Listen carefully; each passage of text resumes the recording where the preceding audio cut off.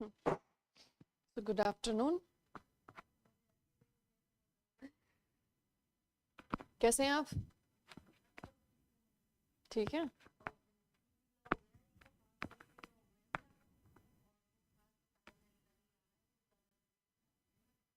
अपना ख्याल रखिए, मौसम भी थोड़ा ऐसा ही है। चलिए, तो अभी तक जो हमने टॉपिक पढ़े वो सभी आपको समझ में आए? जो भी क्लासेस लिए हैं समझ में आ रहा है? ठीक है, तो आज का जो हमारा टॉपिक है, आपने देखा होगा थीम। हमारा टॉपिक क्या है आज का? Economic supremacy of British East India company. ठीक है, बहुत ध्यान से समझना इस टॉपिक को।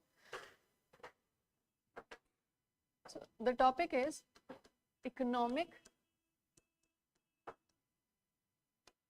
supremacy of British East India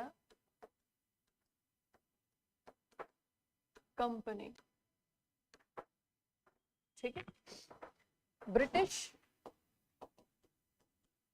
east India company का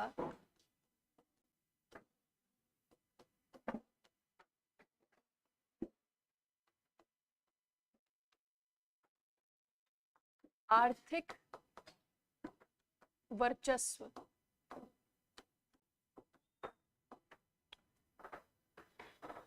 ब्रिटिश ईस्ट इंडिया कंपनी का आर्थिक वर्चस्व, ये आज का हमारा टॉपिक है। ठीक, जल्दी आइए।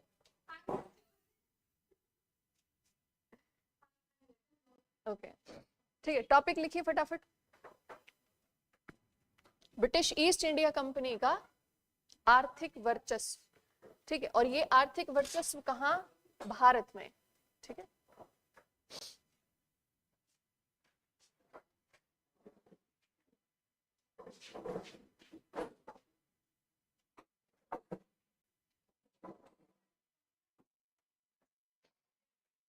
जल्दी जल्दी बैठिए।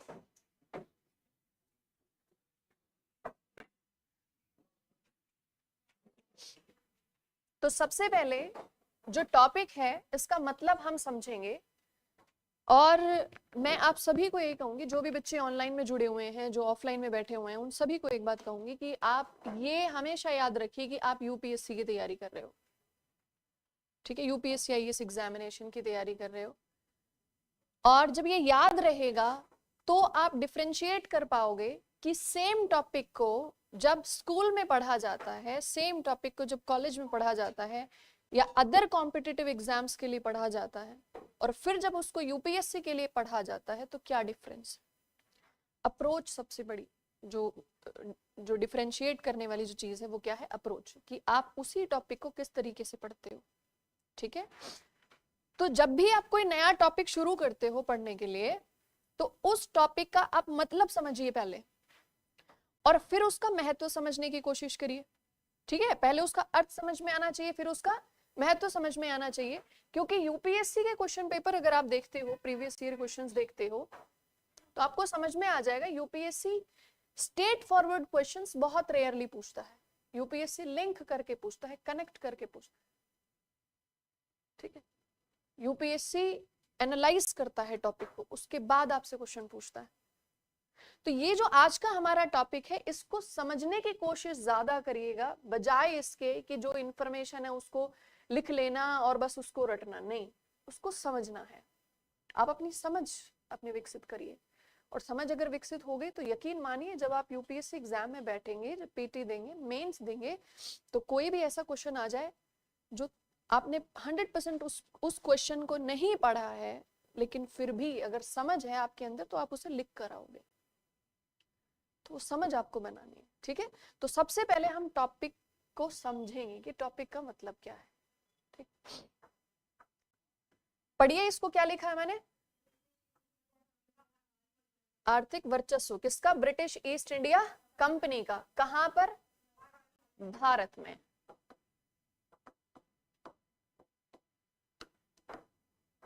ऑनलाइन वाले भी साथ में नोट्स बनाते चलेंगे। Economic supremacy of British East India company in India. ठीक है, अब इस थीम में, इस टॉपिक में कुछ वर्ड्स को हम अंडरलाइन करेंगे। पहले आप अंडरलाइन करिए इकोनॉमिक वर्ड को, मतलब आर्थिक,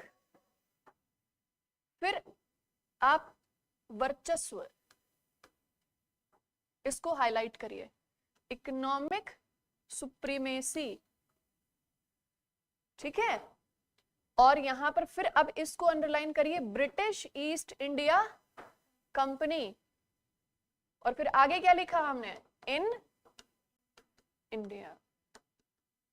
अब जरा ये जो पूरा थीम मैंने लिखा है, इस थीम को आप स्प्लिट करके पढ़िए, ठीक है, टुकड़े टुकड़े में पढ़िए। आप पढ़िए, सबसे पहले पढ़िए इकोनॉमिक मतलब आर्थिक, सुप्रीमेसी मतलब वर्चस्व, किसका, ब्रिटिश ईस्ट इंडिया कंपनी का, कहां पर, भारत में। अब आप एक बार फिर से पढ़े, इसी तरीके से पढ़िए, क्योंकि समझ के लिए, ठीक है, थोड़ा टाइम देना पड़ता है।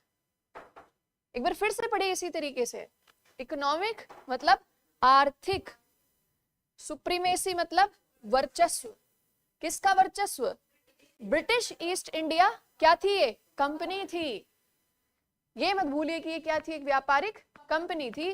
तो ब्रिटिश ईस्ट इंडिया कंपनी का आर्थिक वर्चस्व कहां पर, भारत में। अब ये अपने आप में बहुत बड़ी बात है, जो हमने यहाँ पे एक सेंटेंस में लिख दी, अपने आप में ये बहुत बड़ी बात है, जिसको एक सेंटेंस में लिख के हमने खत्म कर दिया, इसमें सालों लग गए थे, इसको घटित होने में, इसको होने में, इसको इकोनॉमिक सुप्रीमेसी बनाने में, आर्थिक वर्चस्व को स्थापित करने में सालों लग गए थे, है ना। और ये वर्चस्व कहां पे स्थापित हुआ था, ये भारत में स्थापित हुआ था। तो अब आप ये सोचिए कि आप एक कंपनी के बारे में पढ़ रहे हो, एक British East India company, Europe से आने वाली कंपनियों में से एक ब्रिटिश ईस्ट इंडिया कंपनी, उसने भारत में अपना आर्थिक वर्चस्व स्थापित कर लिया। अब जरा इस शब्द को देख लेते हैं ध्यान से, वर्चस्व या सुप्रीमेसी।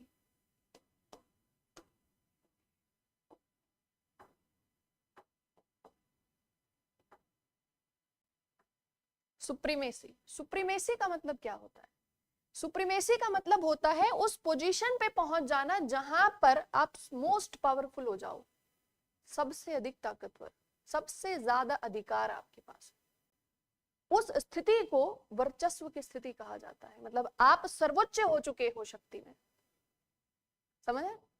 तो यहां पर जब हम ब्रिटिश ईस्ट इंडिया कंपनी के परिप्रेक्ष्य में जब हम ये कहते हैं कि उन्होंने अपना वर्चस्व स्थापित किया भारत में, इसका मतलब क्या हुआ कि आर्थिक दृष्टि से उस समय में भारत में सबसे ज्यादा शक्तिशाली कौन हो गया, ब्रिटिश ईस्ट इंडिया कंपनी। अब आप सोच के देखिए, यूरोप से आने वाली एक कंपनी भारत में आके आर्थिक रूप से सबसे ज्यादा शक्तिशाली हो गई। इसका मतलब क्या कि भारत में अर्थव्यवस्था के, है ना, अर्थव्यवस्था के या आय के जो साधन थे, उस पर सबसे ज्यादा नियंत्रण किसका स्थापित हो गया, ब्रिटिश ईस्ट इंडिया कंपनी का। आय के साधन कौन कौन से होते थे बताइए, कृषि और व्यापार। इसका मतलब क्या कि जब आर्थिक वर्चस्व उनका स्थापित हुआ, इसका मतलब जो वर्चस्व स्थापित हुआ होगा वो कहीं ना कहीं कृषि क्षेत्र मतलब भूमि और व्यापार दोनों से जुड़ा हुआ होगा। समझ आ रहा है इतना, भूमि से जुड़ा हुआ होगा वो वर्चस्व और व्यापार से जुड़ा हुआ होगा, ठीक है। अब बताइए, जो कृषि थी, जो एग्रीकल्चर था, उस समय कौन कौन शामिल थे, भारतीय ही शामिल थे या बाहर से भी कुछ शामिल थे, भारतीय थे मेनली। मतलब एग्रीकल्चर जो था, कृषि जो थी, उसमें मुख्य रूप से कौन शामिल था, कौन, भारतीय थे। तो जब भारत में, जब ब्रिटिश ईस्ट इंडिया कंपनी ने कृषि पर या भूमि से होने वाली आय पर जब अपना वर्चस्व स्थापित किया, इसका मतलब उन्होंने किस पर अपना अधिकार स्थापित किया, भारतीयों पर। कनेक्ट करिए, मैंने कहा कि आय के साधन कौन कौन से, दो आय के स्रोत, को हम दो भागों में विभाजित करते हैं, एक कृषि और दूसरा व्यापार। तो जब कृषि की बात करते हैं तो ये किससे जुड़ा हुआ है? भूमि से, है ना। और भूमि मुख्यतः किसके पास थी? कृषि भूमि मुख्यतः किसके पास थी? भारतीयों के पास थी। तो अगर किसी भी तरीके से भूमि पर या कृषि क्षेत्र पर या कृषि से होने वाली आय पर, क्या क्या बोला मैंने? भूमि पर, कृषि पर या कृषि से होने वाली आय पर अगर ब्रिटिश ईस्ट इंडिया कंपनी का अधिकार हुआ तो इसका मतलब क्या समझा जाए? किस पर अधिकार हुआ? भारतीयों पर अधिकार। इकोनॉमिकली उन्होंने उनको कैप्चर करना शुरू कर दिया, कंट्रोल करना, नियंत्रण करना शुरू कर दिया। ठीक है। और दूसरा यहां पर क्या है? आय का दूसरा स्रोत हमने क्या लिखा? व्यापार लिखा। तो ये बताइए कि उस समय में व्यापार में क्या सिर्फ भारतीय शामिल थे या विदेशी भी थे? दोनों थे, है ना। तो जब हम व्यापार को पढ़ेंगे तो हम क्या देखेंगे? भारतीय व्यापारी भी और विदेशी व्यापारी भी। इसका मतलब जो वर्चस्व स्थापित हुआ वो कैसा हुआ? सब पर। भारत की भूमि में आर्थिक रूप से ब्रिटिश ईस्ट इंडिया कंपनी सबसे अधिक शक्तिशाली हो गई, मतलब अर्थव्यवस्था पर सबसे ज्यादा नियंत्रण उन्हीं का स्थापित हो गया। समझ में आ रहा है इतना? हाँ, ठीक है। अब इसे इस तरीके से लिखिए, लिखो ब्रिटिश सुप्रीमेसी।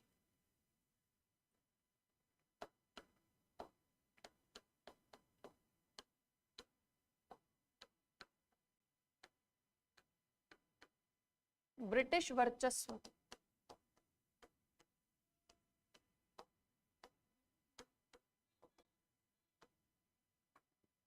तो जब भी हम ब्रिटिश ईस्ट इंडिया कंपनी के वर्चस्व की बात करते हैं तो ये जो वर्चस्व था इसे हम दो तरह से पढ़ेंगे, एक आर्थिक वर्चस्व और दूसरा राजनीतिक वर्चस्व। तो पहला आर्थिक लिख लीजिए।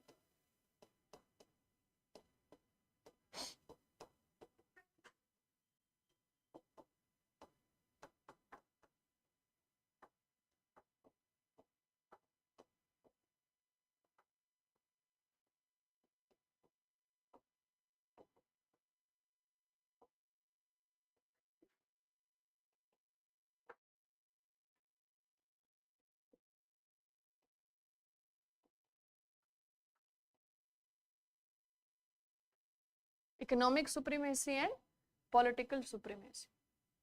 ठीक है। अब आज का जो हमारा टॉपिक है वो मेनली कौन सा है? वो आर्थिक वर्चस्व से जुड़ा हुआ टॉपिक है। ठीक है। तो जब ये तो हुआ, ये दो अलग अलग क्षेत्र, एक आर्थिक क्षेत्र में वर्चस्व की स्थापना, दूसरा राजनीतिक क्षेत्र में वर्चस्व की स्थापना। तो जब आर्थिक क्षेत्र में वर्चस्व की हम बात करेंगे तो ये किस किस के ऊपर स्थापित हुआ? ये भारतीयों पर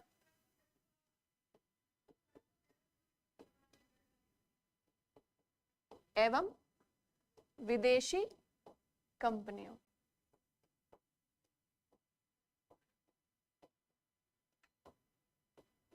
आज की क्लास अगर आपने बहुत ध्यान से समझ ली तो आपके यूपीएससी एग्जाम के लिए, पीटी और मेंस के लिए बहुत कुछ तैयार हो जाएगा। ठीक है। और इतना मुझे विश्वास है कि आप क्वेश्चन पेपर देख रहे होंगे।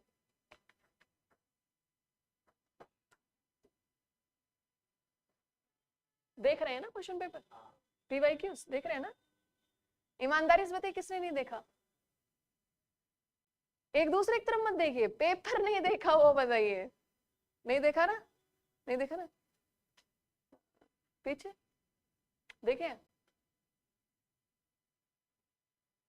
देखे तो हैं, बाबर आया तो था। चलिए अच्छी बात है, कोई बात नहीं, धीरे धीरे आ जाओगे आप, सही रास्ते पे आ जाओ, मुझे पता है। ठीक है, टाइम लगता है थोड़ा समझने में, बट समझ में आ जाता है। तो यहाँ पे जो आर्थिक वर्चस्व की स्थापना हुई थी वो भारतीयों पे हुई थी, और दूसरा विदेशी कंपनियों पर ब्रिटिश ईस्ट इंडिया कंपनी का आर्थिक वर्चस्व यहाँ पे स्थापित हुआ। तो भारतीयों के ऊपर जो वर्चस्व स्थापित हुआ, क्या वो भारतीय शासकों की इच्छा के विरुद्ध हो सकता था? समझ आया मैंने क्या पूछा? कि भारतीयों के ऊपर आर्थिक वर्चस्व जब उन्होंने स्थापित किया, तो क्या भारतीयों के ऊपर आर्थिक वर्चस्व उनका भारतीय शासकों की इच्छा के विरुद्ध हो सकता था? इच्छा के विरुद्ध।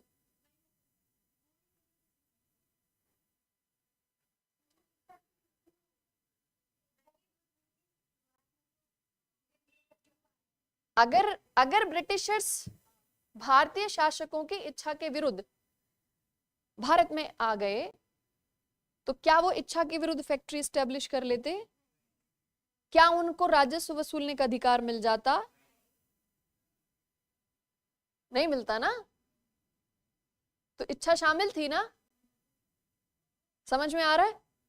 इच्छा के विरुद्ध तो नहीं था।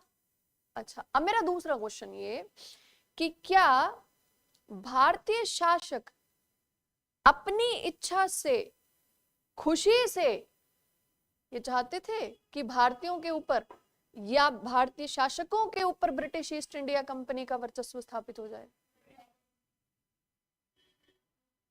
नहीं चाहते थे ना। तो दो क्वेश्चन है, दोनों का जवाब आपने दिया। अब बताइए दोनों चीज एक साथ पॉसिबल कैसे हुई होगी?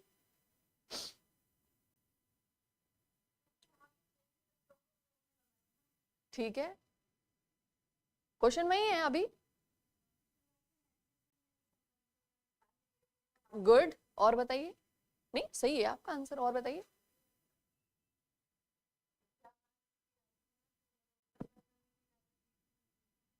और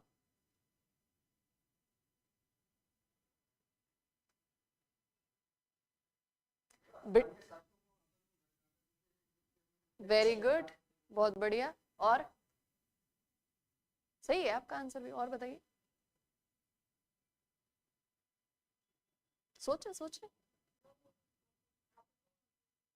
आपस में मतभेद करा देना, ठीक है। और मतलब भारतीय, आप ये कहना चाह रहे हैं कि भारतीय शासकों को पता नहीं चला कि कब कब में जो नियंत्रण है, जो शक्ति है, वो ब्रिटिश ईस्ट इंडिया कंपनी के पास चली गई, है ना? समझ में आ रहा है ना? इसका मतलब क्या कि वर्चस्व की स्थापना अचानक से नहीं हुई। ऐसा नहीं हुआ कि ब्रिटिश ईस्ट इंडिया कंपनी आई और उन्होंने सीधा अटैक किया, उन्होंने भारतीय शासकों को पराजित किया और उसके बाद उन्होंने अपने नियम लागू कर दिए, अपनी नीतियां लागू कर दी। ऐसा हुआ था क्या? ऐसा नहीं हुआ। वो यहां रहे। 1605 से उन्होंने भारत में आना शुरू कर दिया था कि परमिशन लेना शुरू कर दिया था, कहीं अनुमति मिल जाए हमें यहाँ पर फैक्ट्री स्थापित करने की। उसके बाद कहाँ है? मसूलीपट्टनम, फिर सूरत, फिर धीरे धीरे मुगल साम्राज्य में जितने जितने भूभाग में मुगल साम्राज्य था, वहां पर उन्हें व्यापार करने और फैक्ट्री स्थापित करने की अनुमति मिली थी। फरमान जारी हुआ था, फरमान मिला था। उसके बाद 1616, उसके बाद 1717 में फिर से उन्हें फरमान मिला फर्रुखशियार से मुक्त व्यापार करने का। तो देखो, एक होता है कुछ सामान देने वाला, अनुमति देने वाला, अधिकार देने वाला, एक होता है अनुमति मांगने वाला। तो जब अनुमति मांगने वाले की स्थिति में वो कभी थे, इसका मतलब कि अनुमति मांगते वक्त कहीं ना कहीं उनकी पॉलिसी, उनकी डिप्लोमेसी ऐसी रही कि उन्होंने भारतीय शासकों को यह महसूस ही नहीं होने दिया कि एक वक्त ऐसा आएगा कि जब ये शक्तिशाली बन जाएंगे और इनको अनुमति लेने की आवश्यकता नहीं रहेगी।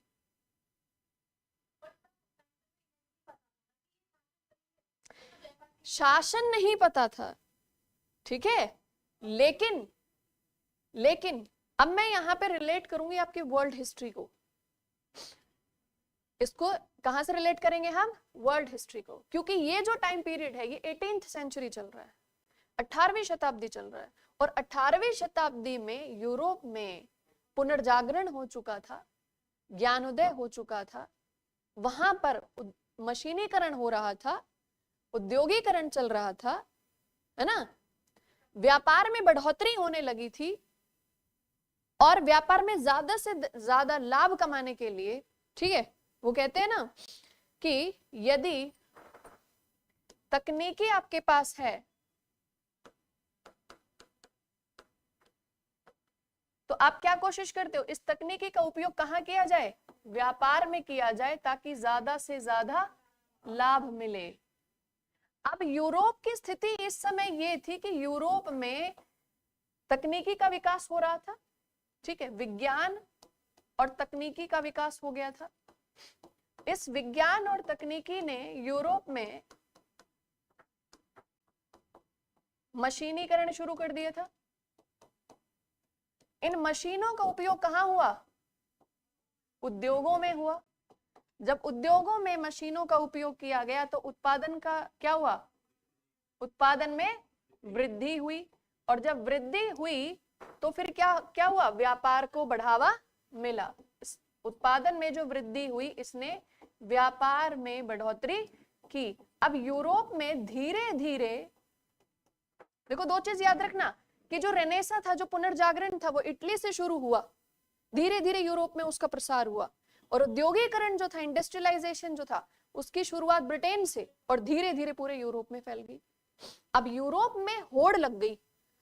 क्या होड़ लग गई, जिसके पास जितनी अच्छी तकनीकी, वो अपनी तकनीकी का उपयोग करने, ज्यादा से ज्यादा खोज करने, ज्यादा से ज्यादा नए क्षेत्र ढूंढने, नए व्यापारिक क्षेत्र ढूंढने, व्यापारिक मार्ग, नए बाजार ढूंढने, ऐसे क्षेत्र ढूंढने जहां पे कच्चा माल मिल जाए, ताकि यूरोप की जो फैक्ट्रीज हैं उनमें और ज्यादा उत्पादन हो सके। क्योंकि एक तरफ मान लीजिए फैक्ट्री है यूरोप में, अब इसको रॉ मटेरियल चाहिए, कच्चा माल, और फिर जो फाइनल गुड होगा उसके लिए इसे मार्केट चाहिए।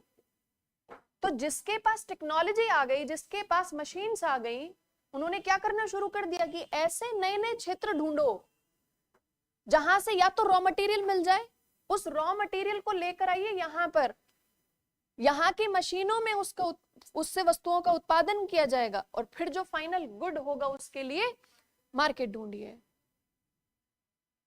तो व्यापार में अपनी बढ़ोतरी करने के लिए यूरोप के वो देश बाहर निकले।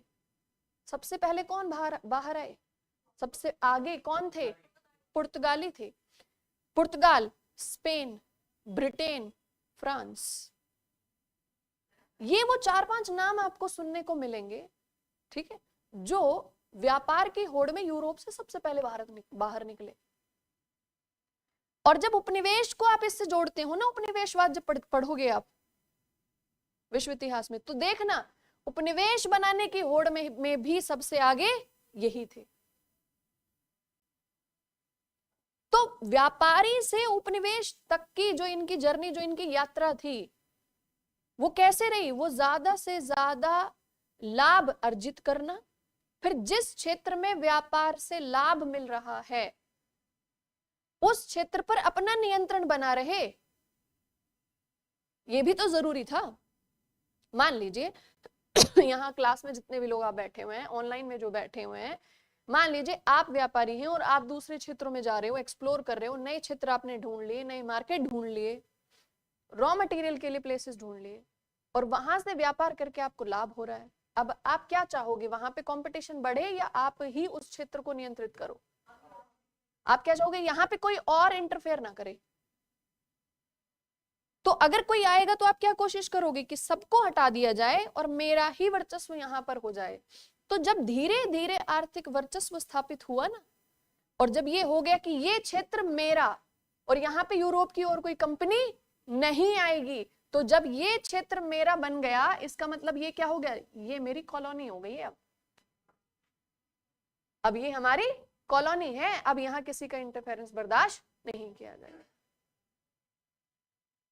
तो जिस क्षेत्र में पहले व्यापार करने आए, व्यापार के बाद जहां आर्थिक वर्चस्व स्थापित किया, उस क्षेत्र को हमेशा के लिए अपना बनाए रखने के लिए उन्होंने अपना उपनिवेश उसे घोषित कर दे कि ये हमारा उपनिवेश है। और जब उपनिवेश बना लिया, इसका मतलब क्या हो गया कि जो भी मदर कंट्री थी, मतलब ब्रिटेन है ना, जो मातृ देश था ब्रिटेन, वहां से इनका जो शासन है वो यहां तो चलता ही चलता है, और अब किस पर भी चलता है, उपनिवेश पर भी चलता है। इसका मतलब क्या हो गया, इसके क्षेत्र का विस्तार हो गया ना, इसके शासन का विस्तार हो गया ना, इसके राज्य का विस्तार हो गया, इसीलिए क्या हो गया? साम्राज्यवाद हो गया।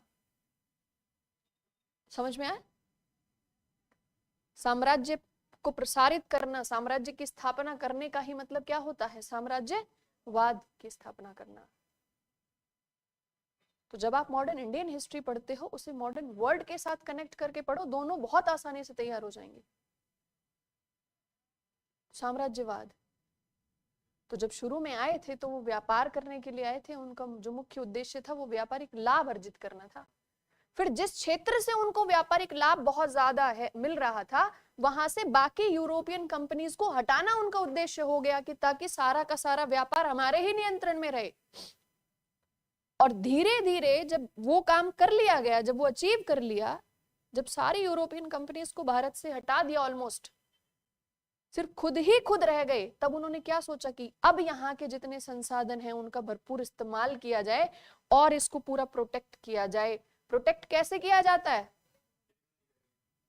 पूरे भारत की किलेबंदी नहीं की। प्रोटेक्ट कैसे किया जाता है? सैन्य बल से, मिलिट्री से, है ना? तो पूरे भारत में मिलिट्री यूनिट्स बना दी थी क्या उन्होंने?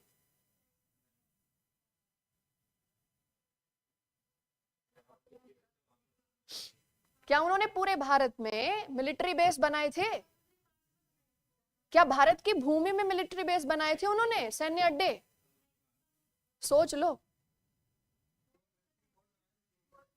उसके अलावा क्या भारत में सैन्य अड्डे बनाए थे इन्होंने? बनाए थे।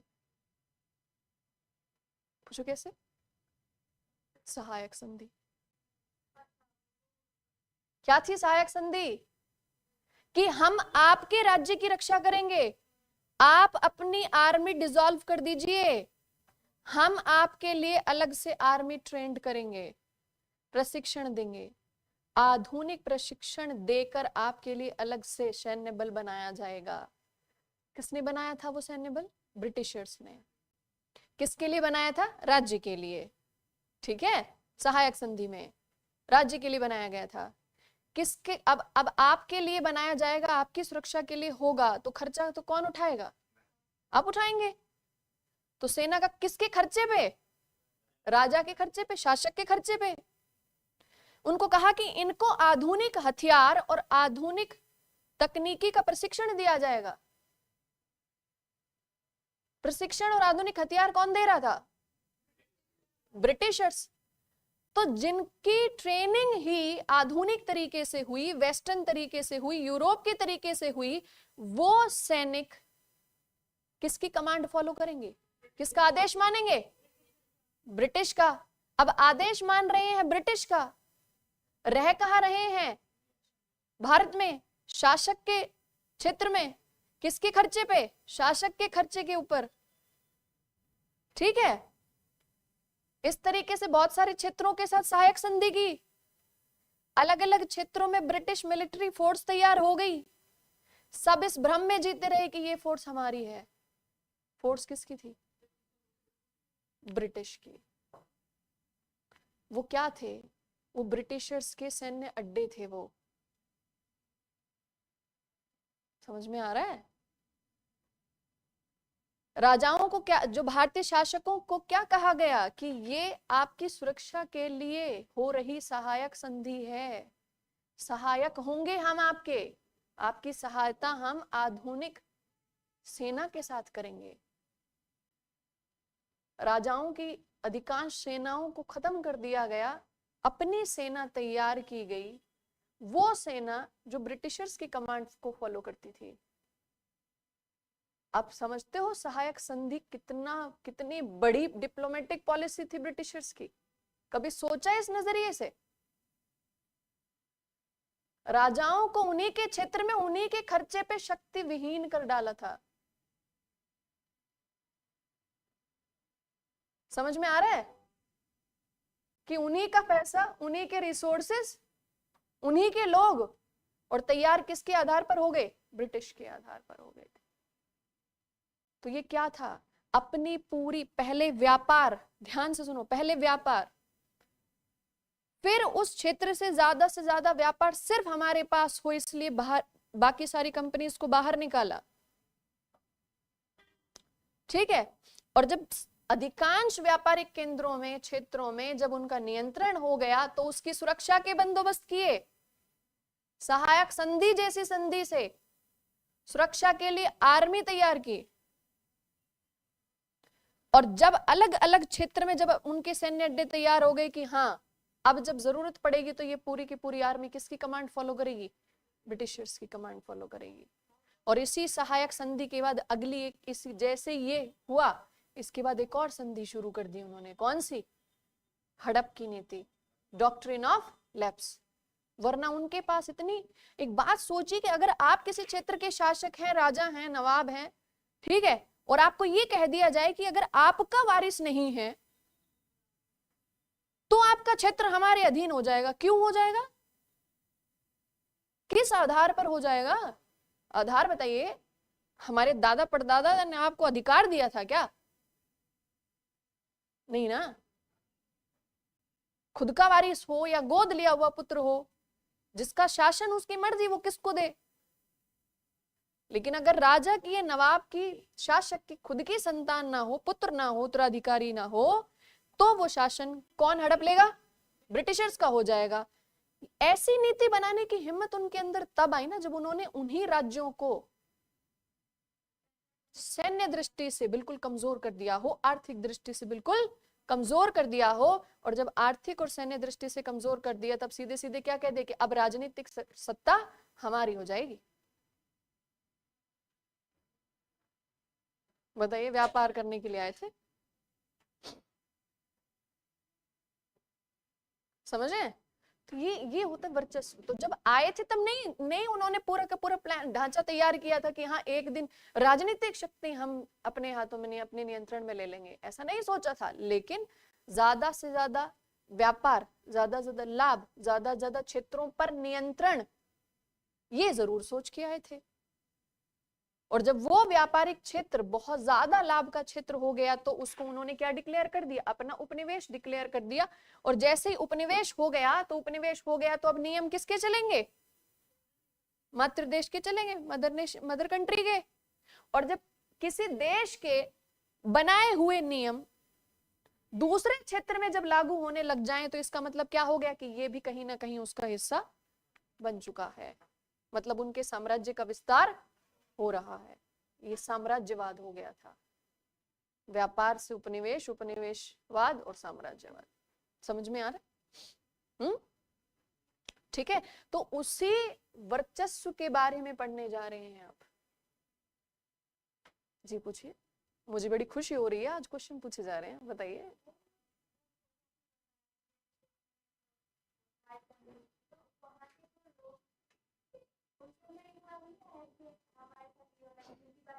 Good question. आना तो चाहिए था। अब ऐसा तो है नहीं कि अगर उनमें समझ नहीं होती तो वो शासक नहीं होते। समझ रहे हो? इसका मतलब ब्रिटिशर्स ने किस चीज का इस्तेमाल किया? कूटनीति का इस्तेमाल किया।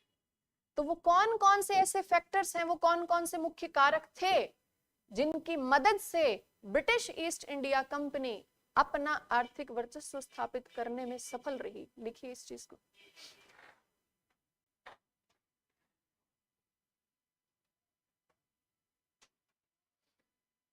उन कारकों की चर्चा कीजिए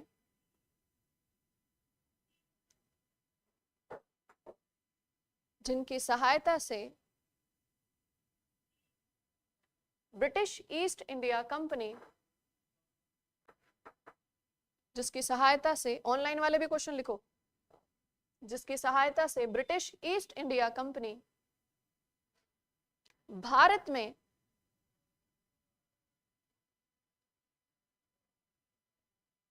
अपना आर्थिक वर्चस्व स्थापित करने में सफल रही।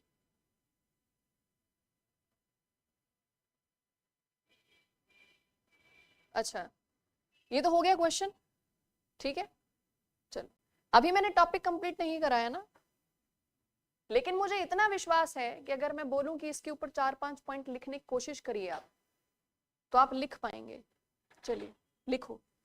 हाँ, पॉइंटर फॉर्मेट में सिर्फ पॉइंटर फॉर्मेट में आप लिखिए कि कौन कौन से आपके हिसाब से, ऑनलाइन वाले भी लिखेंगे सभी, आप लिखिए उन पॉइंट्स को, उन कारकों के बारे में चर्चा कीजिए। Discuss the factors which helped Britishers in the establishment of economic supremacy.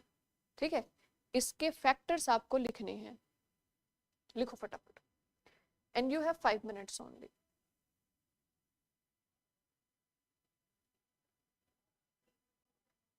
Hindi में? अच्छा, लिखो।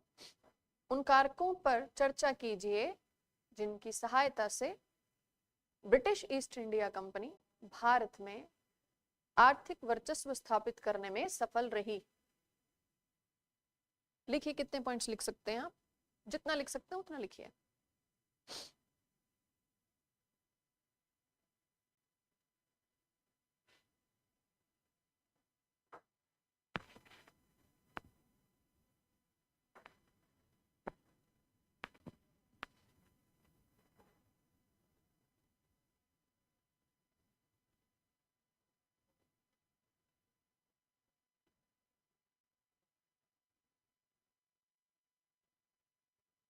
जो जो पॉइंट्स आ रहे हैं बेटा उनको लिखना शुरू करो। अभी सिर्फ पॉइंट्स लिखिए, आप पूरा आंसर का ढांचा बनाने के नहीं बोल रही हूँ मैं, पूरा आंसर जैसे पूरा इंट्रो फिर मेन आंसर ऐसा लिखने को नहीं बोल रही हूँ, अभी आप पॉइंट्स लिखिए।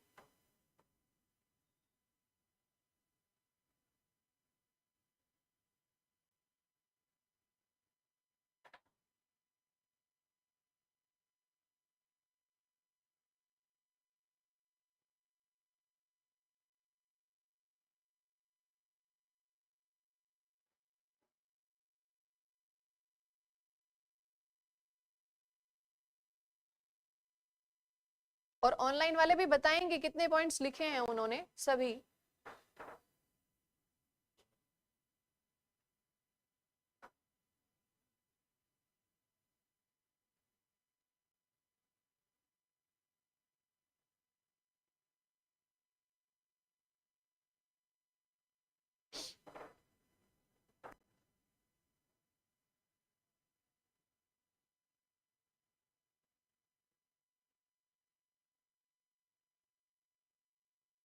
One minute left.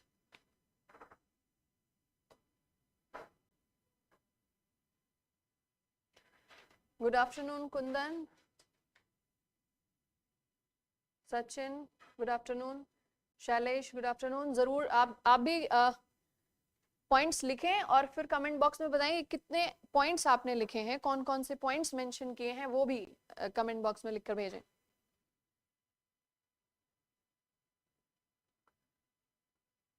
Okay, stop writing. हाँ, बताइए कितने पॉइंट्स लिखे बेटा? 4। अच्छा,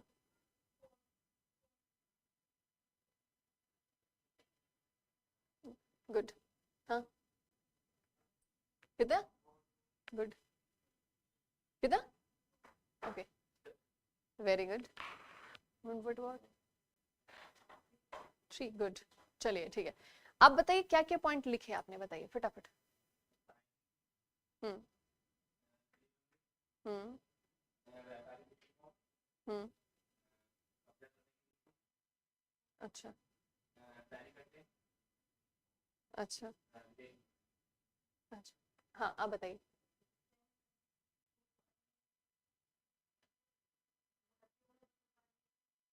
फूड डालने की नहीं थी, अच्छा ठीक है। हाँ,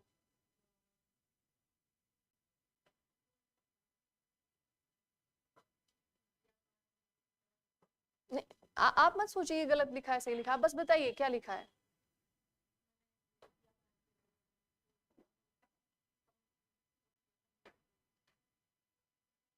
सही हो सकता है आपका पॉइंट, पूरा बोलिए, घबराए नहीं, पूरा बताएं। बोलो बोलो, सही होगा, बोलो। जो कमी रहेगी उसे ठीक कर लेंगे, बोलिए।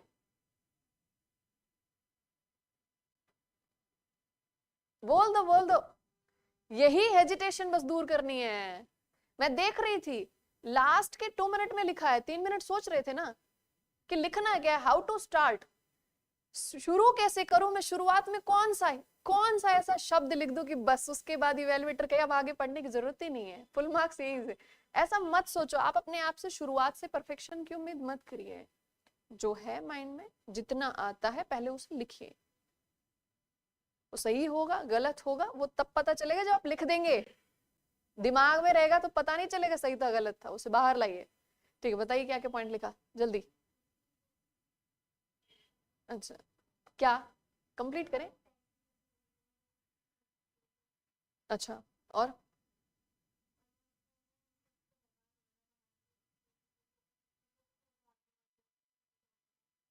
Good try. और बताइए बताइए फटाफट।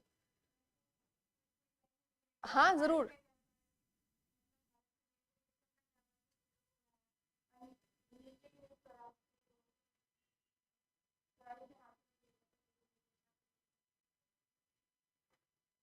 बताइए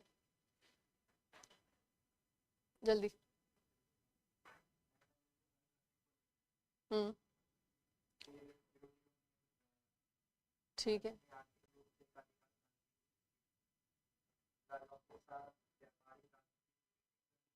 वेरी गुड, इसको अंडरलाइन करो। हाँ, और बताओ, स्टार मार्क कर दो सामने। ठीक है, और बताओ।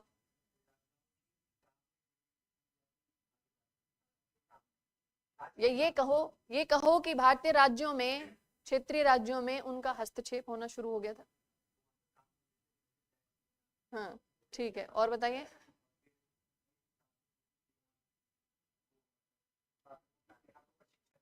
हम्म, ठीक, ये हो गया। अच्छा, आप बताएं फटाफट।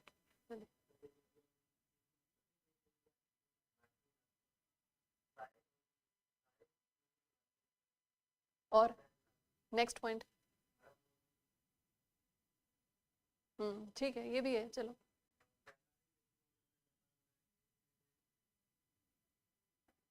और 4 पॉइंट लिखे थे, वे 3 ही बताए हैं, एक और। अच्छा, 2 लिखे थे, 3 बता दिए। अच्छा, आगे जी।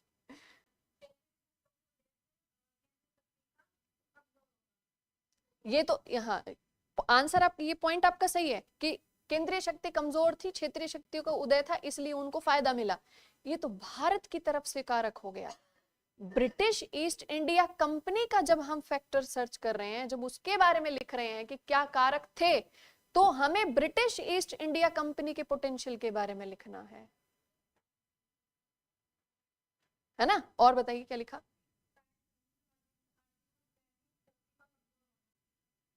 फिर ये शासकों के पॉइंट ऑफ व्यू से लिख दिया। समझ में आ रहा है आप जो लिख रहे हो वो किस तरीके से चला गया। पॉइंट सही है, लेकिन किसके परिप्रेक्ष्य में लिख दिया आपने, भारतीय शासकों के परिप्रेक्ष्य में। और बताइए। वेरी गुड, इस पॉइंट को अंडरलाइन करो। अच्छा, आप बताएं।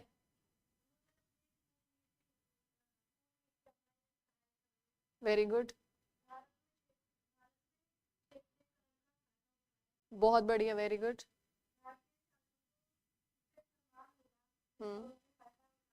हाँ, वेरी गुड, कंसेशंस मिले।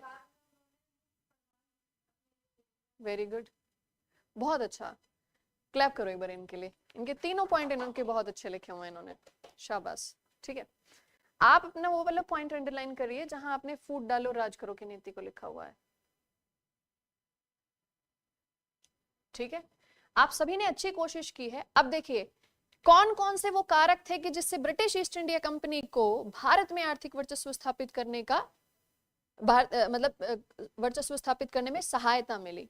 ठीक है, अभी आपने बहुत अच्छे से जो भी सुना जो भी समझा उसके आधार पर लिख लिया। अब इस टॉपिक को हम कंप्लीट करते हैं, उसके बाद आप दोबारा से यही आंसर लिखोगे। ठीक है, एक बार टॉपिक कंप्लीट करते हैं फिर दोबारा आपको यही आंसर लिखना है। ठीक है, सही है ना। तो यहाँ पे हमने आर्थिक वर्चस्व की जब बात की तो आर्थिक वर्चस्व भारतीयों पर और दूसरा विदेशी कंपनियों पर। ठीक है, चलो तो अब हम पहले ये पॉइंट देखेंगे और जब भारतीयों की बात करेंगे तो यहाँ पे आर्थिक और राजनीतिक दोनों एक साथ आ जाएंगे। ठीक है, तो पहले हम विदेशी कंपनियों पर ब्रिटिश ईस्ट इंडिया कंपनी का वर्चस्व लिखो। हेडिंग बना लेना, विदेशी कंपनियों पर ब्रिटिश ईस्ट इंडिया कंपनी का भारत में वर्चस्व।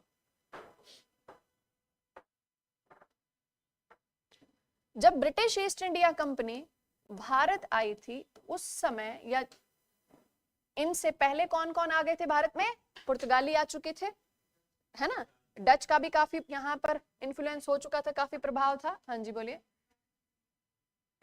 मैंने बोला विदेशी कंपनियों पर या अन्य यूरोपियन कंपनियों पर ब्रिटिश ईस्ट इंडिया कंपनी का भारत में वर्चस्व। ये कैसे स्थापित हुआ उसके बारे में हम चर्चा कर रहे हैं। तो जो ब्रिटिश कंपनी थी, ब्रिटिश कंपनी के अलावा और कौन कौन थे बताइए? ब्रिटिश कंपनी के अलावा पुर्तगाली थे, ठीक है, डच थे, डेन का भारत में इतना ज्यादा प्रभाव नहीं रहा, ठीक है, इनके अलावा फ्रेंच या फ्रांसीसी कंपनी, ठीक है, ठीक। अब अगर ब्रिटिश ईस्ट इंडिया कंपनी का अन्य यूरोपियन कंपनी पर आर्थिक वर्चस्व की हम बात कर रहे हैं, इसका मतलब कि इनके बीच में व्यापारिक प्रतिस्पर्धा हुई, और व्यापारिक प्रतिस्पर्धा में इनके और इनके बीच में युद्ध भी हुए, कई बार युद्ध के हालात बने, है ना, और युद्ध हुए, ठीक है। तो हम सबसे पहले देखते हैं कि ब्रिटिश और पुर्तगाली के बीच में कब कब युद्ध हुए, ठीक है। तो आप मुझे वो इंसिडेंट याद करके बताइए जब मैंने ये जिक्र किया था कि ब्रिटिश गवर्नमेंट की तरफ से, मतलब ब्रिटेन की तरफ से ये कहा जा रहा था कि अब आप भारत में जाइए और जो वहां केंद्रीय शक्ति है, मुगल साम्राज्य है, वहां जाके अनुमति लीजिए। विलियम हॉकिंस आए, थॉमस रॉ आए। विलियम हॉकिंस जब आए थे, सूरत पहुंचे थे, तो उनको पुर्तगालियों ने बंदी बना लिया था, ठीक है। क्यों बना लिया था? पुर्तगाली क्या कहते थे? सूरत और ये सारे क्षेत्र किसके अधिकार में है? पुर्तगाली के अधिकार में है। ब्रिटिश ईस्ट इंडिया कंपनी किस क्षेत्र में व्यापारिक अनुमति चाहती थी? सूरत वाले उसी क्षेत्र में जहां पर पुर्तगाली थे पहले से। समझिए, जहां पर पुर्तगीज पहले से थे वहीं पर व्यापारिक अनुमति लेने के लिए ब्रिटिशर्स आए थे। तो इन दोनों के बीच में कॉन्फ्लिक्ट होगा कि नहीं होगा? संघर्ष होगा कि नहीं होगा? होगा ना। तो ब्रिटिश और पुर्तगीज लिखो, ब्रिटिश और पुर्तगाली, ऐसे बना के लिखेंगे, ब्रिटिश और पुर्तगाली कंपनी, ठीक है। इन दोनों के बीच पहली बार 1611 में अपने अपने व्यापार को भारत के पश्चिमी क्षेत्र में बढ़ाने के लिए संघर्ष हुआ, ठीक है। लिख रहे हो आप? इस पहले समझ लो फिर लिख लेना। 1611 में पहले से तो पुर्तगाली थे और बाद में कौन आ गया? ब्रिटिशर्स आ गए। अब पुर्तगाली क्या चाहेंगे कि इनका जो कंट्रोल है वो बना रहे, और ब्रिटिशर्स क्या चाह रहे थे कि इनको कंट्रोल यहां का मिल जाए। जिसके कंट्रोल में पहले से वो क्या सोचेगा कि मेरा ही कंट्रोल रहे, और जो नया आया है वो क्या सोचे कि इसको हटा दिया जाए और मेरा नियंत्रण स्थापित हो जाए, है ना।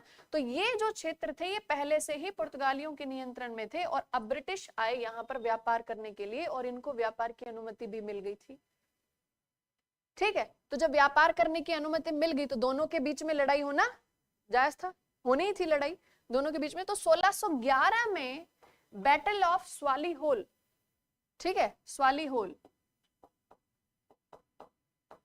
का युद्ध हुआ 1611 में। किस किस के बीच में हुआ? ब्रिटिश ईस्ट इंडिया कंपनी और पुर्तगाली कंपनी के बीच, ठीक है। लिखो,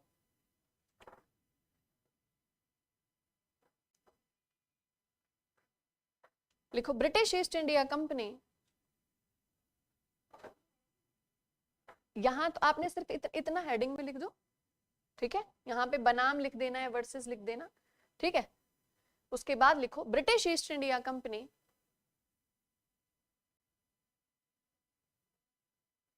और पुर्तगाली कंपनी के मध्य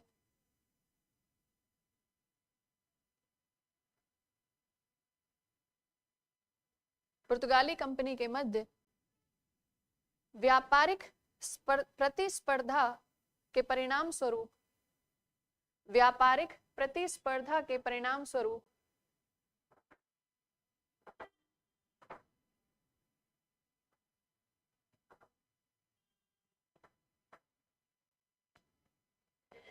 कई बार संघर्ष की स्थिति उत्पन्न हुई, संघर्ष की स्थिति उत्पन्न हुई।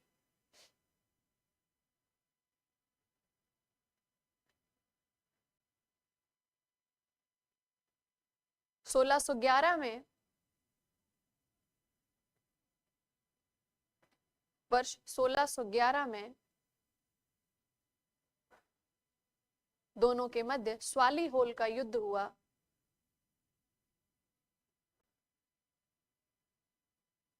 ये स्वाली होल, इसको अंडरलाइन करिए। और आपका यहाँ पे एक होमवर्क है।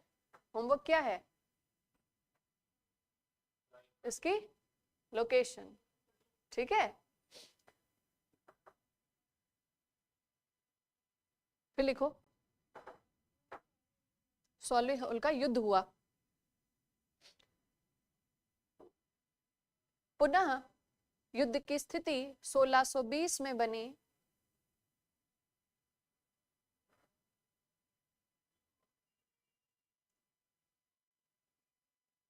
और इस बार ब्रिटिश ईस्ट इंडिया कंपनी ने पुर्तगाली कंपनी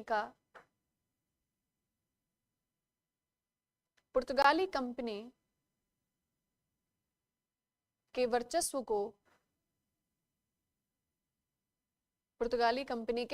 को काफी हद तक समाप्त कर दिया।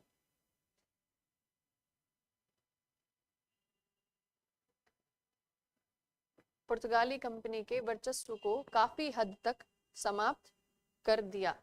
ठीक है, तो ये तो ब्रिटिश और पुर्तगीज के बीच में हुआ। ठीक, इसके बाद डच के साथ भी ब्रिटिशर्स का कॉन्फ्लिक्ट हुआ था। बहुत ज्यादा वो पॉपुलर नहीं है, लेकिन जो ईस्टर्न पार्ट है, लाइक बंगाल वाला जो क्षेत्र है, ठीक है, यहाँ पर इनका युद्ध हुआ था, चिंसूरा वाले क्षेत्र में। ठीक है, दोनों के बीच में लड़ाई हुई थी, ब्रिटिश और डच के बीच में।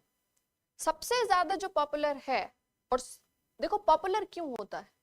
पॉपुलर इसलिए होता है कि उस घटना के बाद अगर उसका प्रभाव बहुत बड़ा पड़ा, उसका परिणाम बहुत बड़ा हो गया, तो फिर वो घटना अपने आप ही सबसे ज्यादा महत्वपूर्ण हो जाती है।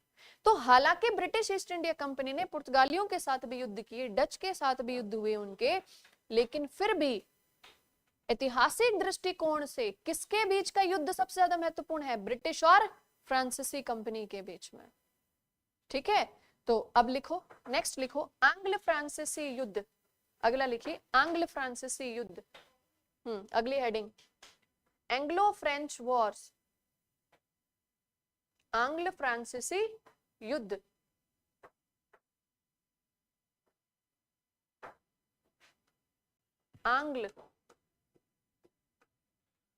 Anglo French Wars.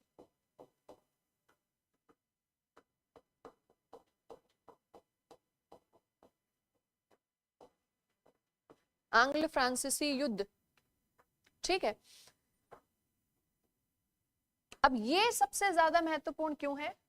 ठीक है, उसको पहले समझते हैं। क्योंकि जिस समय फ्रांसीसी भारत में आए, 1600 कब हुआ था इसका गठन? 1664 में गठन हुआ।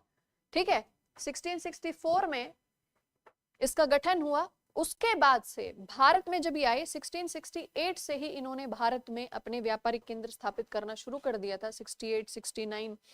ठीक है, उसके बाद 1673 में, और फिर ये समझ लीजिए पहला अपना इन्होंने जो प्रशासनिक केंद्र स्थापित करने शुरू किए, 1731 तक तो इन्होंने अपने प्रशासनिक केंद्र भी स्थापित करना शुरू कर दिए थे।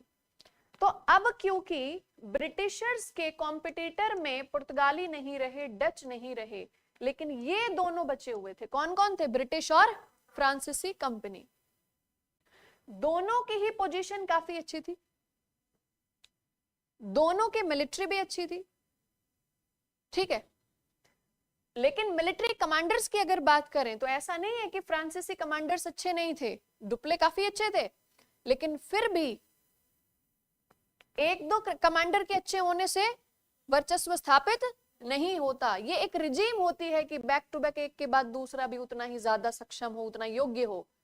ठीक है, तो ब्रिटिश ईस्ट इंडिया कंपनी के जो अधिकारी थे, सैन्य अधिकारी थे, वो तुलनात्मक रूप से फ्रांसीसी कंपनी से अधिक अच्छे थे या योग्य साबित हुए।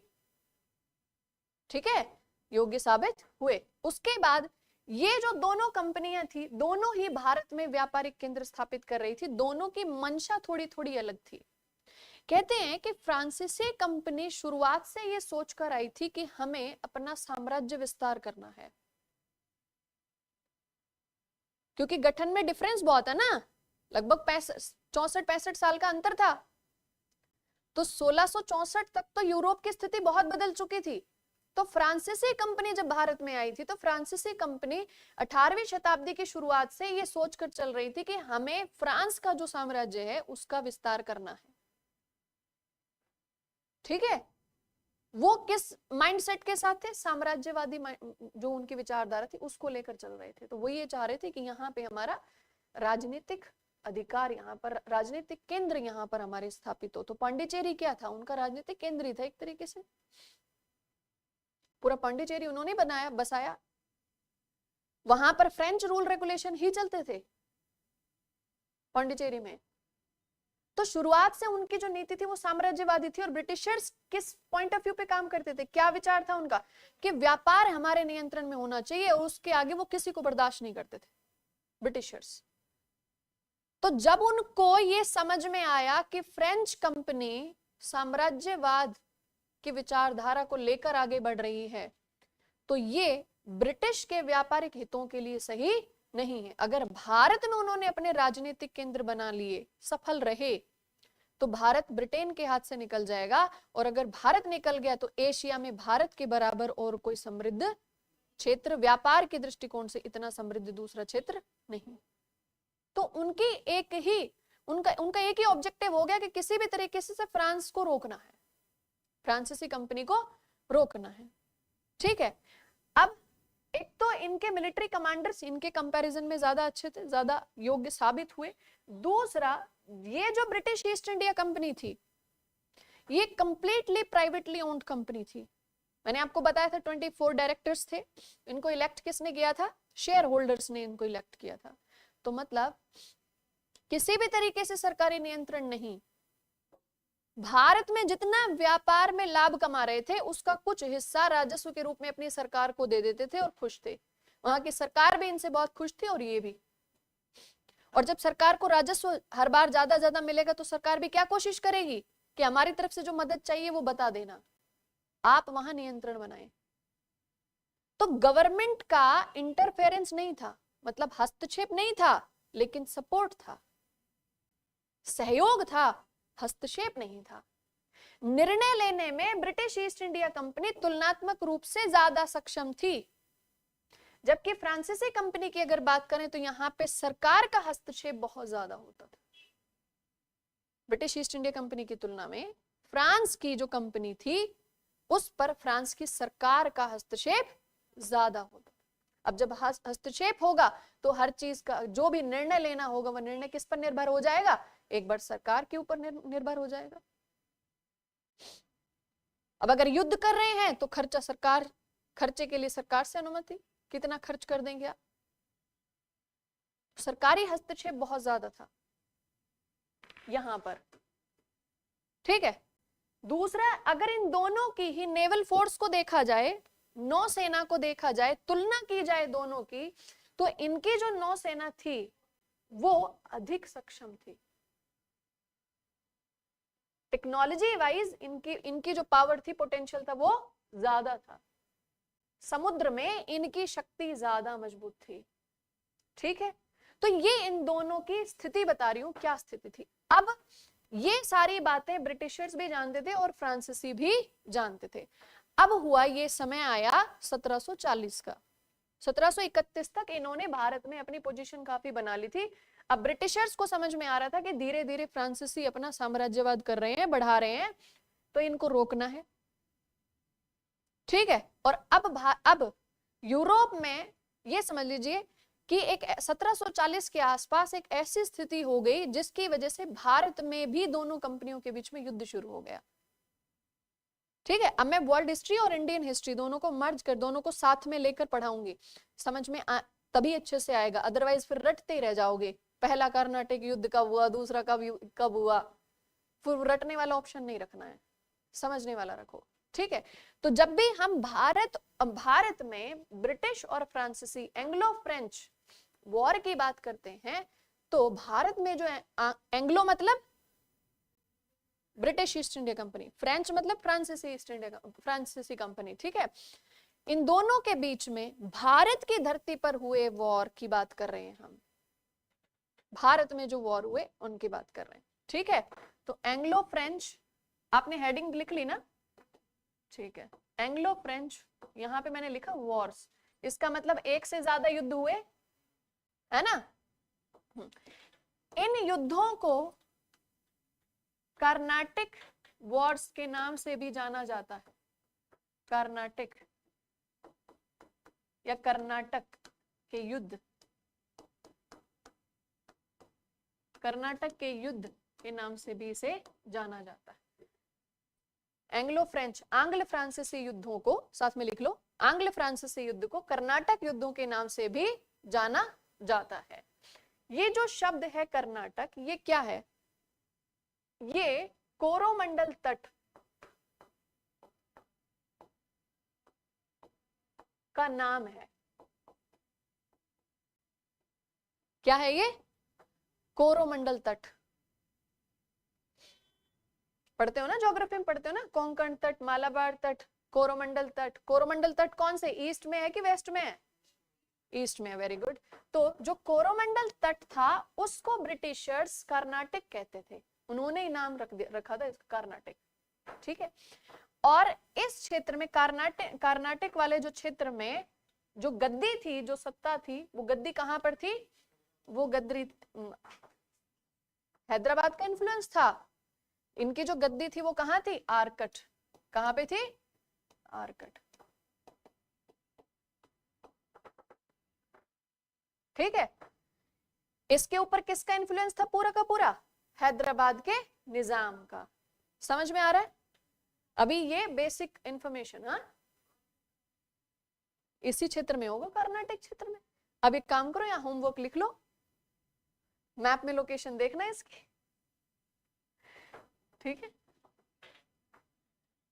क्लियर है, ये समझ में आया ना। अभी सिर्फ ये बता रही हूं कि कर्नाटक है क्या, क्यों कर्नाटक युद्ध भी इसे कहा गया, क्यों कहा गया कर्नाटक युद्ध, कर्नाटक क्षेत्र का नाम है। कौन सा क्षेत्र, कोरोमंडल तट वाला क्षेत्र। और इस कोरोमंडल क्षेत्र में जो राजनीतिक गद्दी थी वो कहां पर थी, आरकट में थी। ठीक है, अब बात करते हैं एंग्लो फ्रेंच वॉर की, मतलब ब्रिटिश ईस्ट इंडिया कंपनी और फ्रांसीसी ईस्ट इंडिया कंपनी के बीच में युद्धों की बात करते हैं। तो इनके बीच में 3 युद्ध हुए। कितने युद्ध हुए, 3 युद्ध हुए। जो पहला लिखो, पहला प्रथम कर्नाटक युद्ध या पहला कर्नाटक युद्ध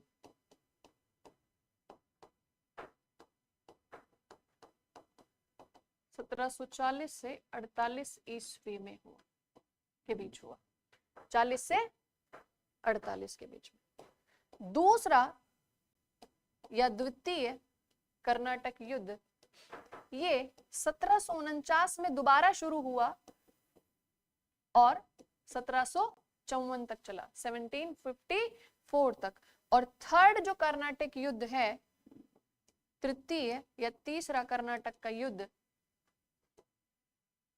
ये भारत में 1758 से शुरू हुआ और इसका जो इन्फ्लुएंस था वो भारत में लगभग 63 तक रहा। ठीक है, समझ में आए। अभी 3 मैंने युद्ध बताए कि ये जो एंग्लो फ्रेंच वॉर पढ़ते हैं, ये एक्चुअल में कितने वॉर हैं, ये 3 हैं। पहला 1740 से 48, दूसरा 49 से 54 और तीसरा 58 से 63 तक। ठीक है, अब जो प्रथम कर्नाटक का युद्ध है उसके बारे में चर्चा करते हैं। पहला युद्ध, अब हेडिंग लिखिए आप, प्रथम या पहला कर्नाटक का युद्ध, पहला कर्नाटक युद्ध।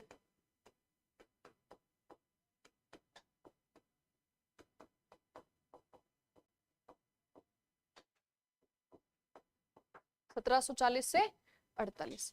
अब यहाँ पे सोचने वाली बात यह है कि युद्ध की शुरुआत जब भी हुई होगी तो किसी न किसी विशेष कारण पे रही होगी, कोई तत्कालीन कारण रहा होगा कि दोनों की सेनाएं आपस में आमने सामने आ गई, है ना। अब वो जो कारण था वो कारण भारतीय नहीं था, वो रीजन इंडिया का था ही नहीं, वो रीजन था यूरोप का, ठीक है। तो यहां पर जो भारत के अंदर जो कर्नाटक का युद्ध हुआ उसका कारण यूरोप में था। यूरोप में क्या था समझना, यूरोप में 1740 में एक ऐसी स्थिति उत्पन्न हो गई, स्थिति क्या थी, ऑस्ट्रिया जहां पर हैब्सबर्ग मोनार्की थी, हैब्सबर्ग राजतंत्र, हैब्सबर्ग की जो गद्दी थी,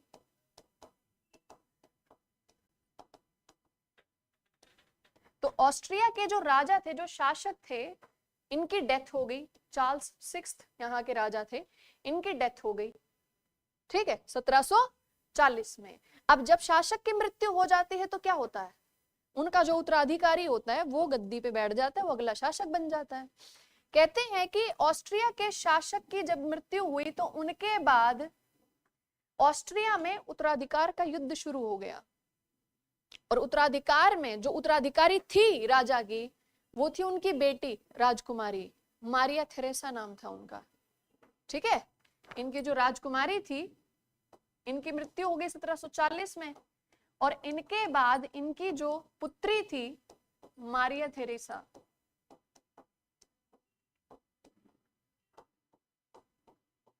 ये उत्तराधिकारी थी। अब जैसे ही ये हुआ कि राजा की डेथ हो गई और अब उनकी बेटी मारिया थेरेसा अगली शासक बनेंगी, इन्होंने कहा कि मैं उत्तराधिकारी हूं, मैं शासन करूंगी। लेकिन हमेशा से ये रहा है कि एक महिला को कम मौके दिए जाते हैं, ठीक है। तो जैसे ही मारिया थेरेसा इस चीज के लिए तैयार हुई तो यूरोप में कुछ लोगों ने इस चीज का विरोध किया, यूरोप की कुछ शक्तियों ने इसका विरोध किया, ठीक है। और विरोधियों में फ्रांस भी शामिल था, ठीक है, विरोधियों में फ्रांस शामिल था।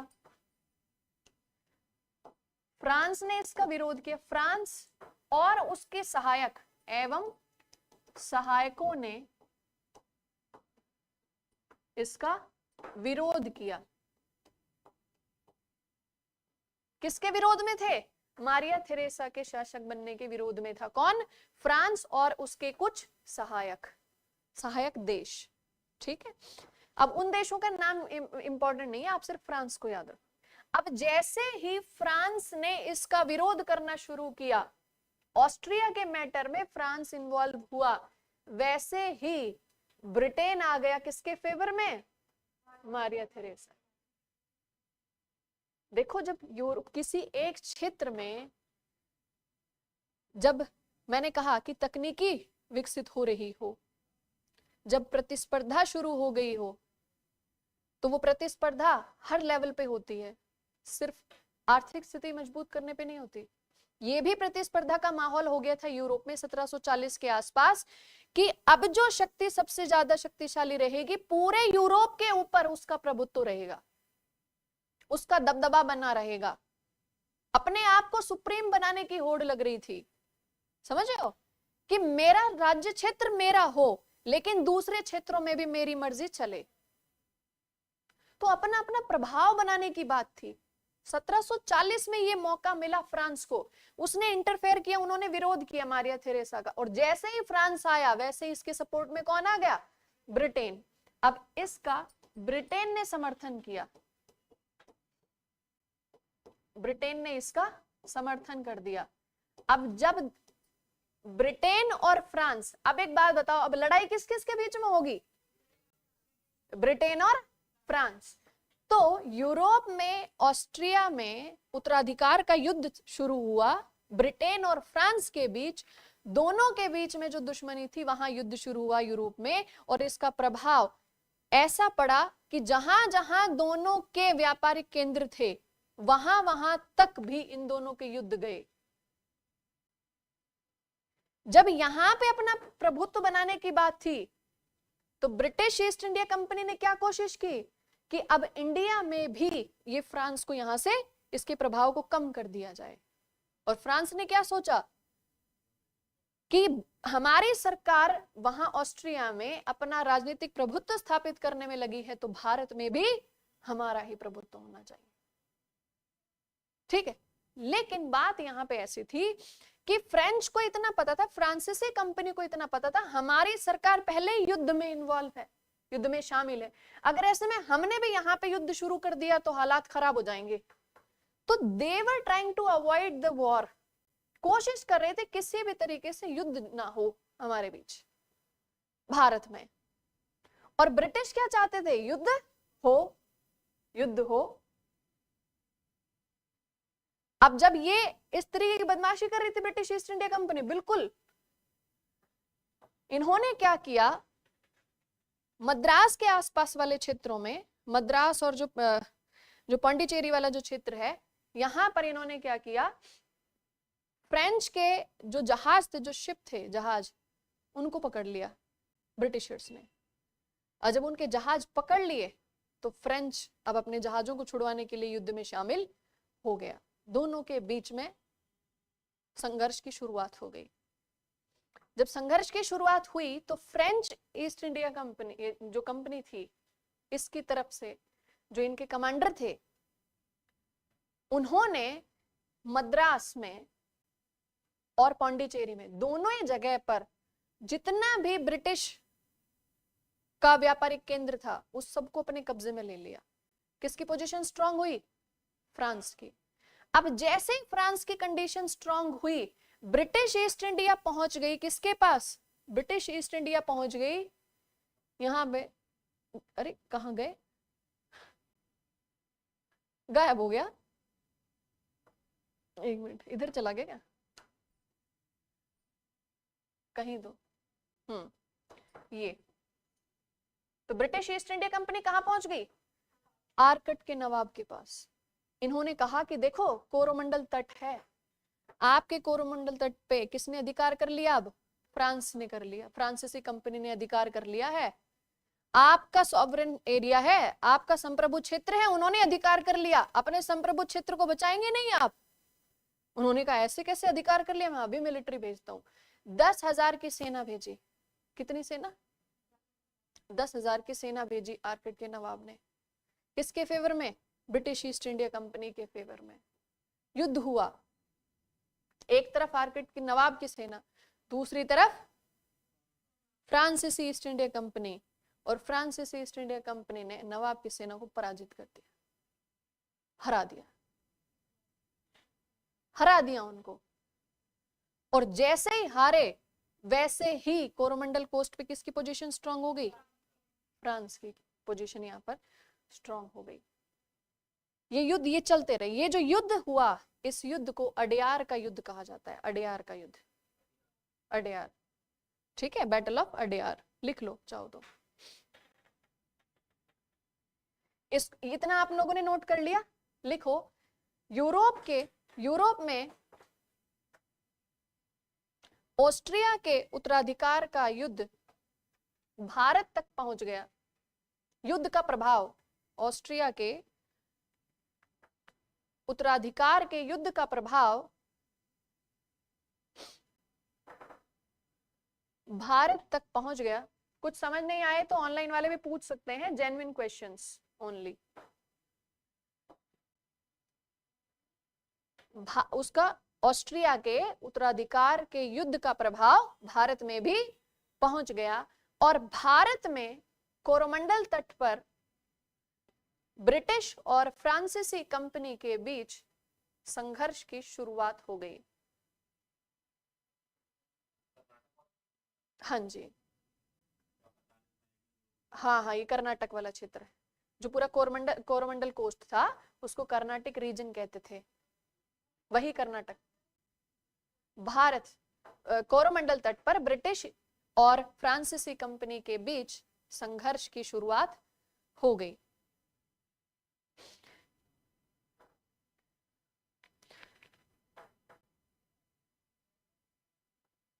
ठीक है, फ्रांसीसी कंपनी ने मद्रास लिखो, फ्रांसीसी कंपनी ने मद्रास और पांडिचेरी के क्षेत्रों पर अपना नियंत्रण स्थापित किया। फ्रांसीसी कंपनी ने मद्रास और पांडिचेरी के क्षेत्रों पर अपना नियंत्रण स्थापित किया। ब्रिटिश कंपनी ने आर्कट के नवाब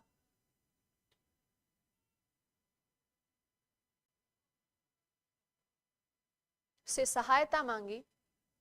ब्रिटिश कंपनी ने, जो छूट गए अब नेक्स्ट लिखो, ब्रिटिश कंपनी ने, बेटा आप, ब्रिटिश कंपनी ने आर्कट के नवाब से सहायता मांगी। नवाब की तरफ से 10,000 की सेना भेजी गई, जिसे नवाब की तरफ से 10,000 की सेना भेजी गई, जिसे फ्रेंच कंपनी ने पराजित कर दिया, जिसे फ्रांसीसी कंपनी ने पराजित कर दिया। अब देखो, ये युद्ध की शुरुआत किस वजह से हुई थी? क्योंकि यूरोप में, ऑस्ट्रिया में उत्तराधिकार का युद्ध छिड़ गया था और आमने सामने आ गए थे ब्रिटेन और फ्रांस। अब वहां पे 1748 में, 1748 में यूरोप में जो युद्ध, वहां पे युद्ध चल रहा है और भारत में दोनों की कंपनियों के बीच में युद्ध चल रहा है। समझ गए ना आप? वहां पे दोनों की, वहां पे शासक लड़ रहे हैं, सरकारें लड़ रही हैं, और यहां पर दोनों की कंपनियां लड़ रही हैं। अब 1748 में वहां का जो उत्तराधिकार का युद्ध था, उस युद्ध को समाप्त करने के लिए एक संधि हुई और उसे कहा जाता है एक्सला चैपल की संधि। एक्सला चैपल, यहां पे जो युद्ध हुआ था भारत में, उसका नाम लिख लिया आपने? अडेयार का युद्ध, बैटल ऑफ अडेयार।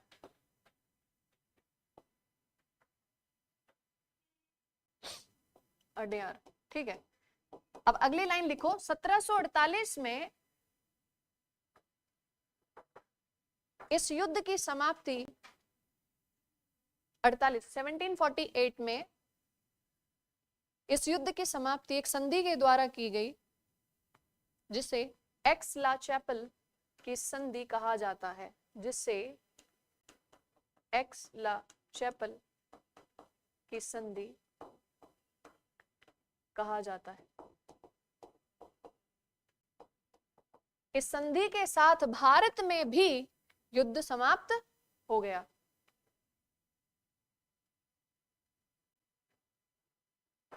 एक्सला चैपल की संधि कहा जाता है। हाँ जी बेटा, यूरोप में हुई थी ये संधि। अब वहां पे जब युद्ध समाप्त हो गया तो दोनों कंपनियों को भी निर्देश मिला कि युद्ध बंद कर दिया जाए, है ना? तो दोनों भारत में भी युद्ध की समाप्ति हो गई 1748 में। एक्सला चैपल की संधि हुई, इससे यूरोप में युद्ध समाप्त हुआ और भारत में दोनों की कंपनियों का युद्ध भी समाप्त हो गया। लेकिन लास्ट में पोजीशन किसकी स्ट्रांग थी? फ्रांस की पोजीशन स्ट्रांग थी। अब जो दूसरा आपने लिखा है, दूसरा आंग्ल फ्रांसीसी युद्ध, सेकंड एंग्लो फ्रेंच वॉर, उसका टाइम क्या लिखा है? एंग्लो फ्रेंच, ये भी बहुत इंटरेस्टिंग है। वॉर ये हुआ 1749 से और 1754 तक, ठीक है। डेट यहां पे मैंने क्या लिखी? 1749। अब देखो हुआ क्या था, 1748 ईस्वी में, 1748 ईस्वी में क्या हुआ? हैदराबाद के निजामुल मुल्क की मृत्यु हो गई। आशफ जहां नाम था ना उनका, ठीक है। हैदराबाद के निजाम की मृत्यु हो गई। लिखते चलना ये साथ में, हैदराबाद के निजाम की मृत्यु हो गई। अब जैसे इनकी मृत्यु हुई वैसे ही हैदराबाद में उत्तराधिकार का युद्ध शुरू हो गया। लिख लो, इनकी मृत्यु के तत्काल पश्चात हैदराबाद में उत्तराधिकार का युद्ध शुरू हो गया।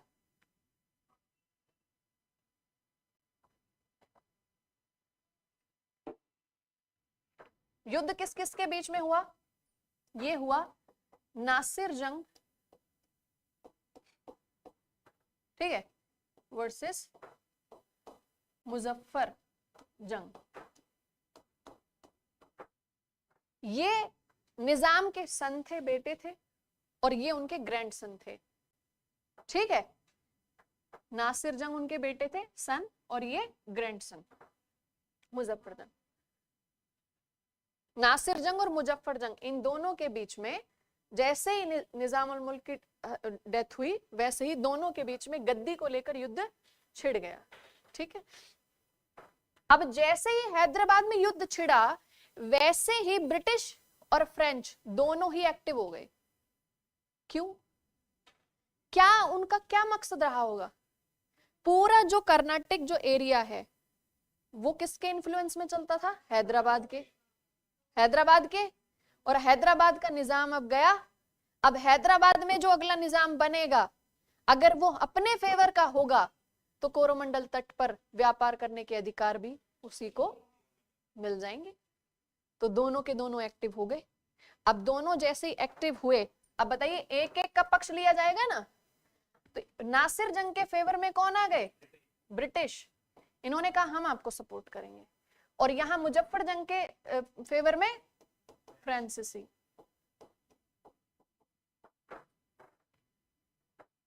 ठीक है। अब एट द सेम टाइम जो कर्नाटक रीजन है, ठीक है, जो कर्नाटक वाला जो क्षेत्र था, यहां पर भी उत्तराधिकार का युद्ध छिड़ गया। अब वो कैसे? ये तो हैदराबाद की स्थिति है, ठीक है, कंफ्यूज नहीं हो ना, पूछ लेना अगर कहीं कुछ कंफ्यूजन आए तो। ये कहां की स्थिति है? हैदराबाद की। दूसरी तरफ यहां पे कर्नाटक में भी उत्तराधिकार का युद्ध हुआ। कर्नाटक के नवाब थे अनवरुद्दीन। कर्नाटक के नवाब कौन थे? अनवरुद्दीन, ठीक है। और कर्नाटक में ही एक और व्यक्ति थे जिनका नाम था चांदा साहेब। चांदा साहेब, उनको मराठाओं ने कैद करके रखा हुआ था। अब जैसे ही, देखो समझना, क्षेत्रीय प्रतिस्पर्धा किसे कहते हैं? जैसे ही 48 में हैदराबाद के निजाम की मृत्यु हुई, वैसे ही हैदराबाद को पूरी तरीके से कमजोर करने के लिए मराठाओं ने चांदा साहिब को भी छोड़ दिया कि अब चांदा साहिब जाएंगे, वो कर्नाटक में अपना अधिकार मांगेंगे। जब अधिकार मांगेंगे तो यहां युद्ध होगा, यहां पे भी युद्ध होगा, यहां पे भी युद्ध होगा। ये क्षेत्रीय शक्तियां युद्धों में कमजोर हो जाएंगी। प्रभाव किसका बनेगा? मराठाओं का बनेगा। समझ में आ रहा है? पड़ोसी एक दूसरे के कैसे शत्रु होते हैं। अब यहां पे आ गए चांदा साहिब।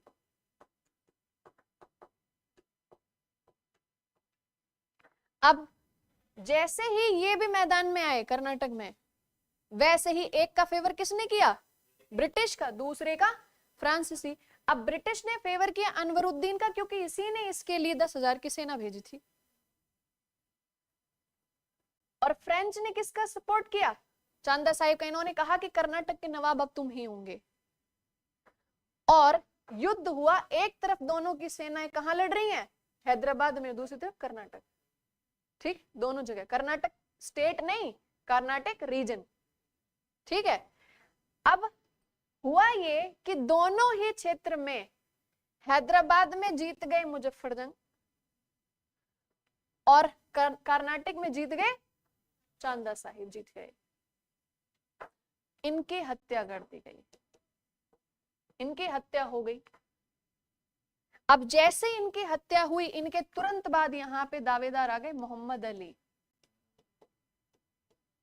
अब ये युद्ध किस किस के बीच हो गया?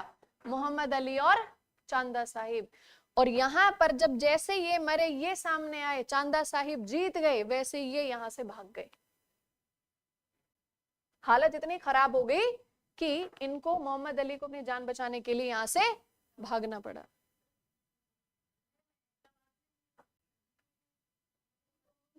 हाँ, दोनों ही जगह फ्रांसीसी जीत गए।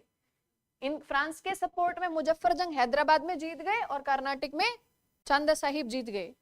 यहाँ पे अनवरुद्दीन की हत्या हो गई, ठीक है, मोहम्मद अली आए, इनकी भी पोजीशन खराब हुई और ये क्षेत्र छोड़कर भाग गए, युद्ध छोड़कर भाग गए। इसका मतलब यहाँ पे नवाब बन गए चांदा साहिब और यहाँ पे निजाम बन गए मुजफ्फर जंग। अब दुश्मनी तो कंटिन्यू चलेगी क्योंकि ब्रिटिशर्स तो शांत बैठने वाले थे नहीं, ठीक है। मौका देखते ही मुजफ्फर जंग को मार डाला गया, बन गए ना निजाम, ठीक है, निजाम बन गए, ये नवाब बन गए, लेकिन मौका देखते मुजफ्फर जंग की हत्या कर दी गई। जैसे ही हत्या की, मुजफ्फर जंग के बाद यहां पर फ्रांसीसियों ने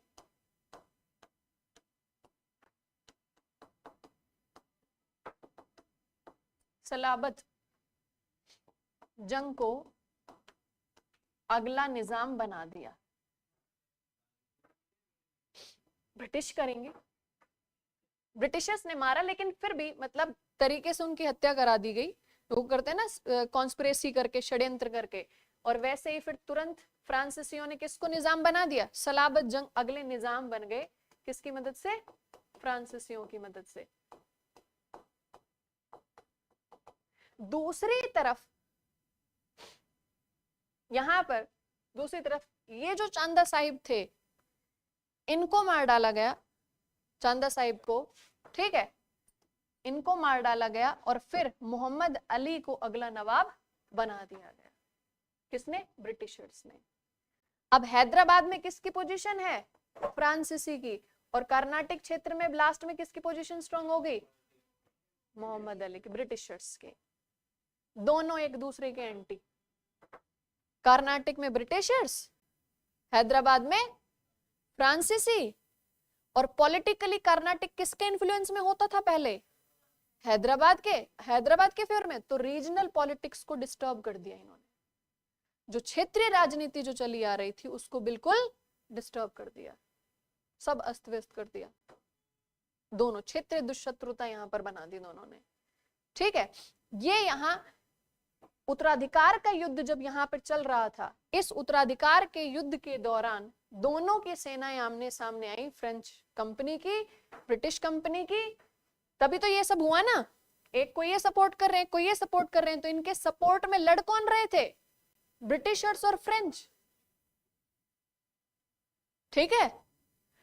एट द एंड यहां पे जो रिजल्ट की अगर बात करें तो रिजल्ट ना पूरे तरीके से फ्रांस के पक्ष में गया और ना पूरे तरीके से ब्रिटिश के पक्ष में आया, ठीक है। और दोनों ने एक संधि की, संधि करके दोनों शांत हुए, और संधि को कहा जाता है, ये जो युद्ध है उसको कहा जाता है अंबर का युद्ध। अंबर, AMBUR, अंबर। ये जो युद्ध हुए इन दोनों के बीच में, इसको कहा जाता है, मतलब जहां पे दोनों फ्रांस और ब्रिटेन की दोनों की सेनाएं, दोनों कंपनियों की सेनाएं लड़ी, वहां उस जगह को क्या कहा जाता है? अंबर। अंबर का युद्ध कहा जाता है, AMBUR, ठीक है, क्लियर। और इस युद्ध को पांडिचेरी की संधि के द्वारा समाप्त किया गया। लिखो, इस युद्ध को पांडिचेरी की संधि के द्वारा समाप्त किया गया। फिर तीसरा युद्ध, तीसरा कर्नाटक युद्ध। जो तीसरा कर्नाटक युद्ध है उसका समय हमने लिखा 1758 टू 1763, ठीक है। अब यहां पे टाइम मैंने लिखा है 1758। ये जो तीसरा युद्ध हुआ, इसका कारण भी भारत का कारण नहीं था, ये कारण कहां का था? यूरोप का कारण था, ठीक है। तो तीसरा आंग्ल फ्रांसीसी युद्ध, तीसरे आंग्ल फ्रांसीसी युद्ध का कारण यूरोप में ब्रिटेन और फ्रांस के बीच सप्तवर्षीय युद्ध,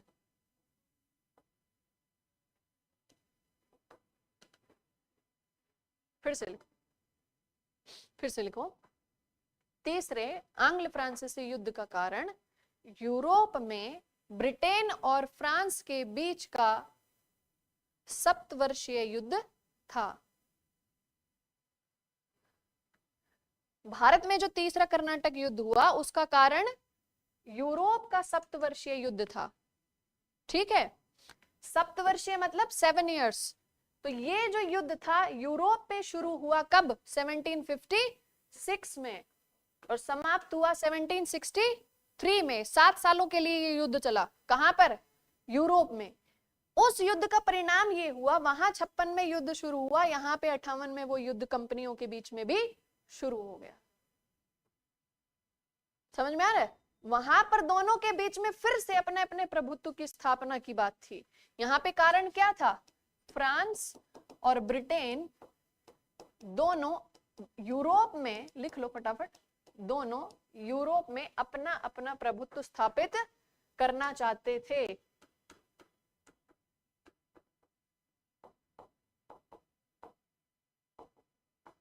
अपना प्रभुत्व स्थापित करना चाहते थे। वहां पर सप्तवर्षीय युद्ध हुआ और वहां का जो सप्तवर्षीय युद्ध था उस युद्ध का प्रभाव भारत में भी पड़ा। ना सिर्फ भारत में बल्कि जहां जहां इन दोनों के उपनिवेश स्थापित हो चुके थे वहां वहां पर इन युद्धों का प्रभाव पड़ा। चाहे अमेरिका हो, ठीक है, एशिया हो, भारत हो, हर जगह इस युद्ध का प्रभाव पड़ा। जहां जहां इन दोनों की कंपनीज थी, इन्वॉल्व थी, वहां वहां ये युद्ध हो गए। जहां जहां ब्रिटेन और फ्रांस सामने सामने, वहां वहां युद्ध हुए। ठीक है, तो भारत में भी इस युद्ध का प्रभाव पड़ा।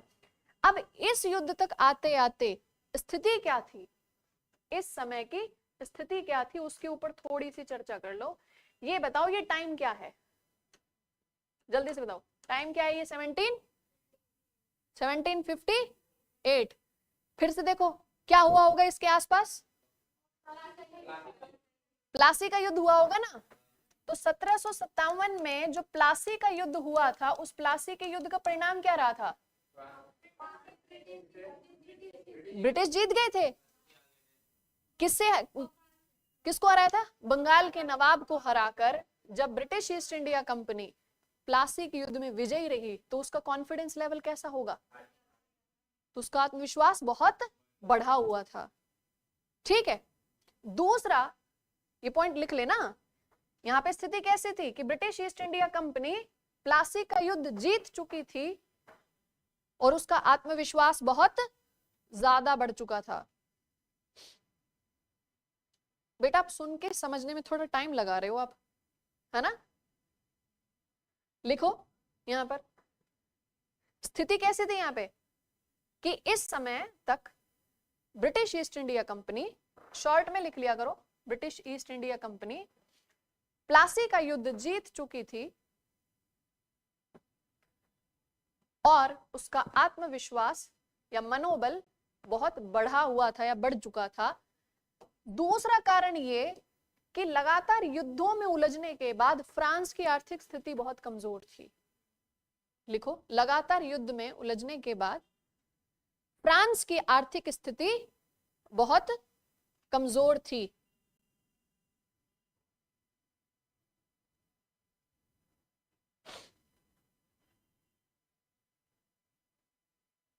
दोनों जो आपने लिखे हैं स्थिति में, दोनों को स्टार मार्क कर दो।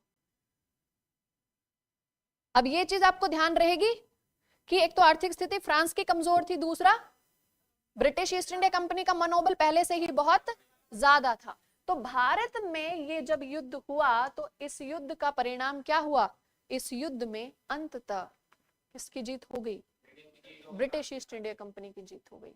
लिखो, तीसरे कर्नाटक युद्ध में ब्रिटिश ईस्ट इंडिया कंपनी की जीत हुई।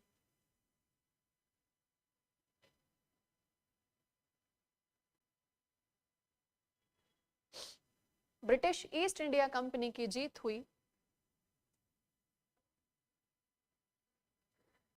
अब एक बात बताओ, क्या ये जीत सिर्फ दो कंपनियों के बीच में युद्ध हुआ और उसमें जीत समझी जाए, या इसका परिणाम कुछ बड़ा हुआ होगा? क्या परिणाम रहा होगा? कि जैसे फ्रांसीसी कंपनी यहां पराजित होती है, वैसे ही पूरे भारत में अब दूसरी कोई कॉम्पिटिटर यहां पर, कोई कंपनी यहां बची ही नहीं जो ब्रिटिश ईस्ट इंडिया कंपनी को चैलेंज कर सके। ठीक है। दूसरा, आप विश्व इतिहास का थोड़ा सा मतलब उसके नजरिए से देखना कि यूरोप में ब्रिटेन और फ्रांस दोनों अपने अपने क्षेत्र कब्जे में करने के लिए लड़ रहे थे, यूरोप में अपना प्रभाव बढ़ाने के लिए लड़ रहे थे। अब जैसे ही भारत से ब्रिटिशर्स की पोजीशन स्ट्रांग हुई और फ्रांसीसी की पोजीशन खत्म हुई, वैसे ही साम्राज्यवाद में कौन एक कदम आगे हो गया? ब्रिटेन एक कदम आगे हो गया। अब इसके आगे की कहानी सुनना। वैसे 1763 में भारत में दोनों कंपनियों का युद्ध खत्म हुआ, यूरोप में भी सप्तवर्षीय युद्ध समाप्त किया गया। इस युद्ध को समाप्त करने के लिए जो संधि की गई उसे पेरिस क्या कहते हैं? Treaty of Paris. पेरिस की संधि उसे कहा जाता है। ठीक है, पेरिस की संधि कहा जाता है। पेरिस की संधि से यूरोप में भी युद्ध समाप्त हुआ और भारत में भी दोनों कंपनियों का युद्ध समाप्त हुआ। और ये संधि में ये कहा गया कि अब फ्रांसीसी कंपनी अपने 2-3 क्षेत्रों पर व्यापार करे बस। कौन कौन सा? बंगाल में बच गया चंद्रनगर, है ना। उसके अलावा एक क्षेत्र बच गया उनका माहे, नाम लिखो माहे, MAHE, माहे, चंद्रनगर, माहे, और तीसरा पांडिचेरी। तीनों की लोकेशन देख के आओगे, होमवर्क है ये आपका। चंद्रनगर, माहे और पांडिचेरी, तीनों की लोकेशन देख कर आएंगे आप। ये 3 क्षेत्र पर किसके पास रह गए? फ्रांसीसी के पास रह गए। बाकी फ्रांसीसी कंपनी को कह दिया गया अब यहां से आप प्रस्थान करें, अब यहां से आप जाइए। अब यहां आप आगे नहीं बढ़ाओगे, अपना कारोबार भी नहीं बढ़ाओगे, ना अपना एडमिनिस्ट्रेशन बढ़ाओगे, ना आप राजनीति बढ़ाओगे, अब आप यहां से जाएंगे। और इस युद्ध का यह परिणाम हुआ कि भारत में यूरोपियन कंपनीज में से ब्रिटिश ईस्ट इंडिया कंपनी सबसे ज्यादा शक्तिशाली कंपनी के रूप में स्थापित हो गई। ठीक है, तो लिखो भारत में ये युद्ध 1763 में पेरिस की संधि के बाद समाप्त हुआ। 1763 में पेरिस की संधि के बाद यूरोप और भारत, ऐसे लिख लो, यूरोप और भारत में फ्रांस और ब्रिटेन के बीच का युद्ध समाप्त हुआ। इस युद्ध के परिणाम स्वरूप ब्रिटिश ईस्ट इंडिया कंपनी का भारत में आर्थिक वर्चस्व स्थापित हो गया। इस युद्ध के परिणाम स्वरूप ब्रिटिश ईस्ट इंडिया कंपनी का भारत में आर्थिक वर्चस्व स्थापित हो गया।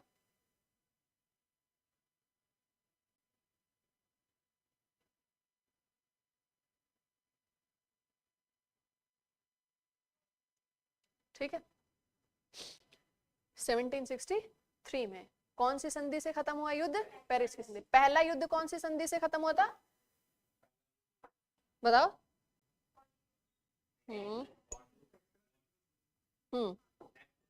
पहला एक्सला चैपल, दूसरा पांडिचेरी की संधि, और तीसरा पेरिस की संधि के बाद। ठीक है, समझ में आ गया? ठीक है, ये हुआ आंग्ल फ्रांसीसी युद्ध। और इस तरीके से आपने देखा कि जितने भी यूरोपियन कंपनीज थी, ब्रिटिश ईस्ट इंडिया कंपनी ने 1 बाय 1 सबको यहां से भारत से हटा दिया। और अब भारत में सबसे ज्यादा व्यापारिक केंद्र, व्यापारिक क्षेत्र किसके नियंत्रण में आ गए? ब्रिटिश ईस्ट इंडिया कंपनी के नियंत्रण में आ गए। नाउ द क्वेश्चन इज, वो जो मैंने पहले क्वेश्चन बोला था, पढ़े उसे एक बार। Discuss the factors which helped British East India Company in the establishment of economic supremacy in India. उन कारकों की चर्चा कीजिए जिन्होंने भारत में ब्रिटिश ईस्ट इंडिया कंपनी के आर्थिक वर्चस्व स्थापित करने में सहायता की।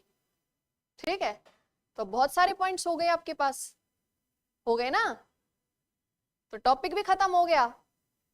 अब क्या करना है, अब आंसर लिखना है, अभी लिखेंगे, होमवर्क नहीं है ये, अभी लिखेंगे आंसर। ठीक है, अभी लिखिए, आराम से सोच के लिखिए, 10 से 15 मिनट है आपके पास। ठीक है, ऑनलाइन वाले भी अपना आंसर लिख सकते हैं। अब आप पूरा आंसर लिखोगे, अब इंट्रोडक्शन भी होना चाहिए, परिचय होना चाहिए, फिर जो जो क्वेश्चन में पूछा गया है ना, उसका आंसर भी लिखना है आपको पूरा, जो मुख्य भाग होता है उत्तर का वो, और उसके बाद आपको निष्कर्ष भी लिखना है। निष्कर्ष तो आर्थिक वर्चस्व की स्थापना होगा। इंट्रोडक्शन लिखिए, फिर आंसर लिखिए, फिर ये सोच रहे मैं बता दूंगी, नहीं बताऊंगी। ठीक है, चलिए शाबाश, बहुत अच्छे, लिख दीजिए और ये याद भी करके आइएगा। एक क्वेश्चन और लिख लो। लिखो, कर्नाटक के युद्धों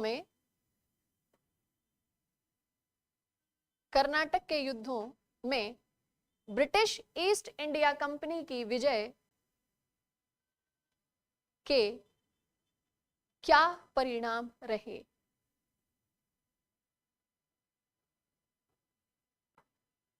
परिणाम बताने हैं, और ये परिणाम आप मल्टी डायमेंशनल लिखोगे, मतलब इसके क्या राजनीतिक परिणाम हुए होंगे, क्या आर्थिक परिणाम रहे होंगे, ये सारा आपको लिखना है। ठीक है, क्या लिखा है, कर्नाटक के युद्धों में ब्रिटिश ईस्ट इंडिया कंपनी की विजय के क्या परिणाम रहे, या क्या परिणाम निकले। जीत गए थे ब्रिटिश ईस्ट इंडिया कंपनी, तो उसके बाद में रिजल्ट क्या हुए। ठीक है, ओवरऑल उनके क्या रिजल्ट रहे, आउटकम क्या था उसका। ठीक है, चलिए, thank you so much. Answer लिखने के बाद ही आप क्लासरूम से बाहर आएंगे। ठीक है, मेरा काम खत्म हुआ, अभी आपका नहीं हुआ, और पूरी ईमानदारी से आप आंसर लिखेंगे, कोई किसी की कॉपी में नहीं देखेगा, क्योंकि जो साइड वाला लिख रहा है वो गलत लिख रहा है, ऐसा मानना है। 150 वर्ड्स में लिखिए आंसर। ठीक है, चलिए, थैंक यू सो मच।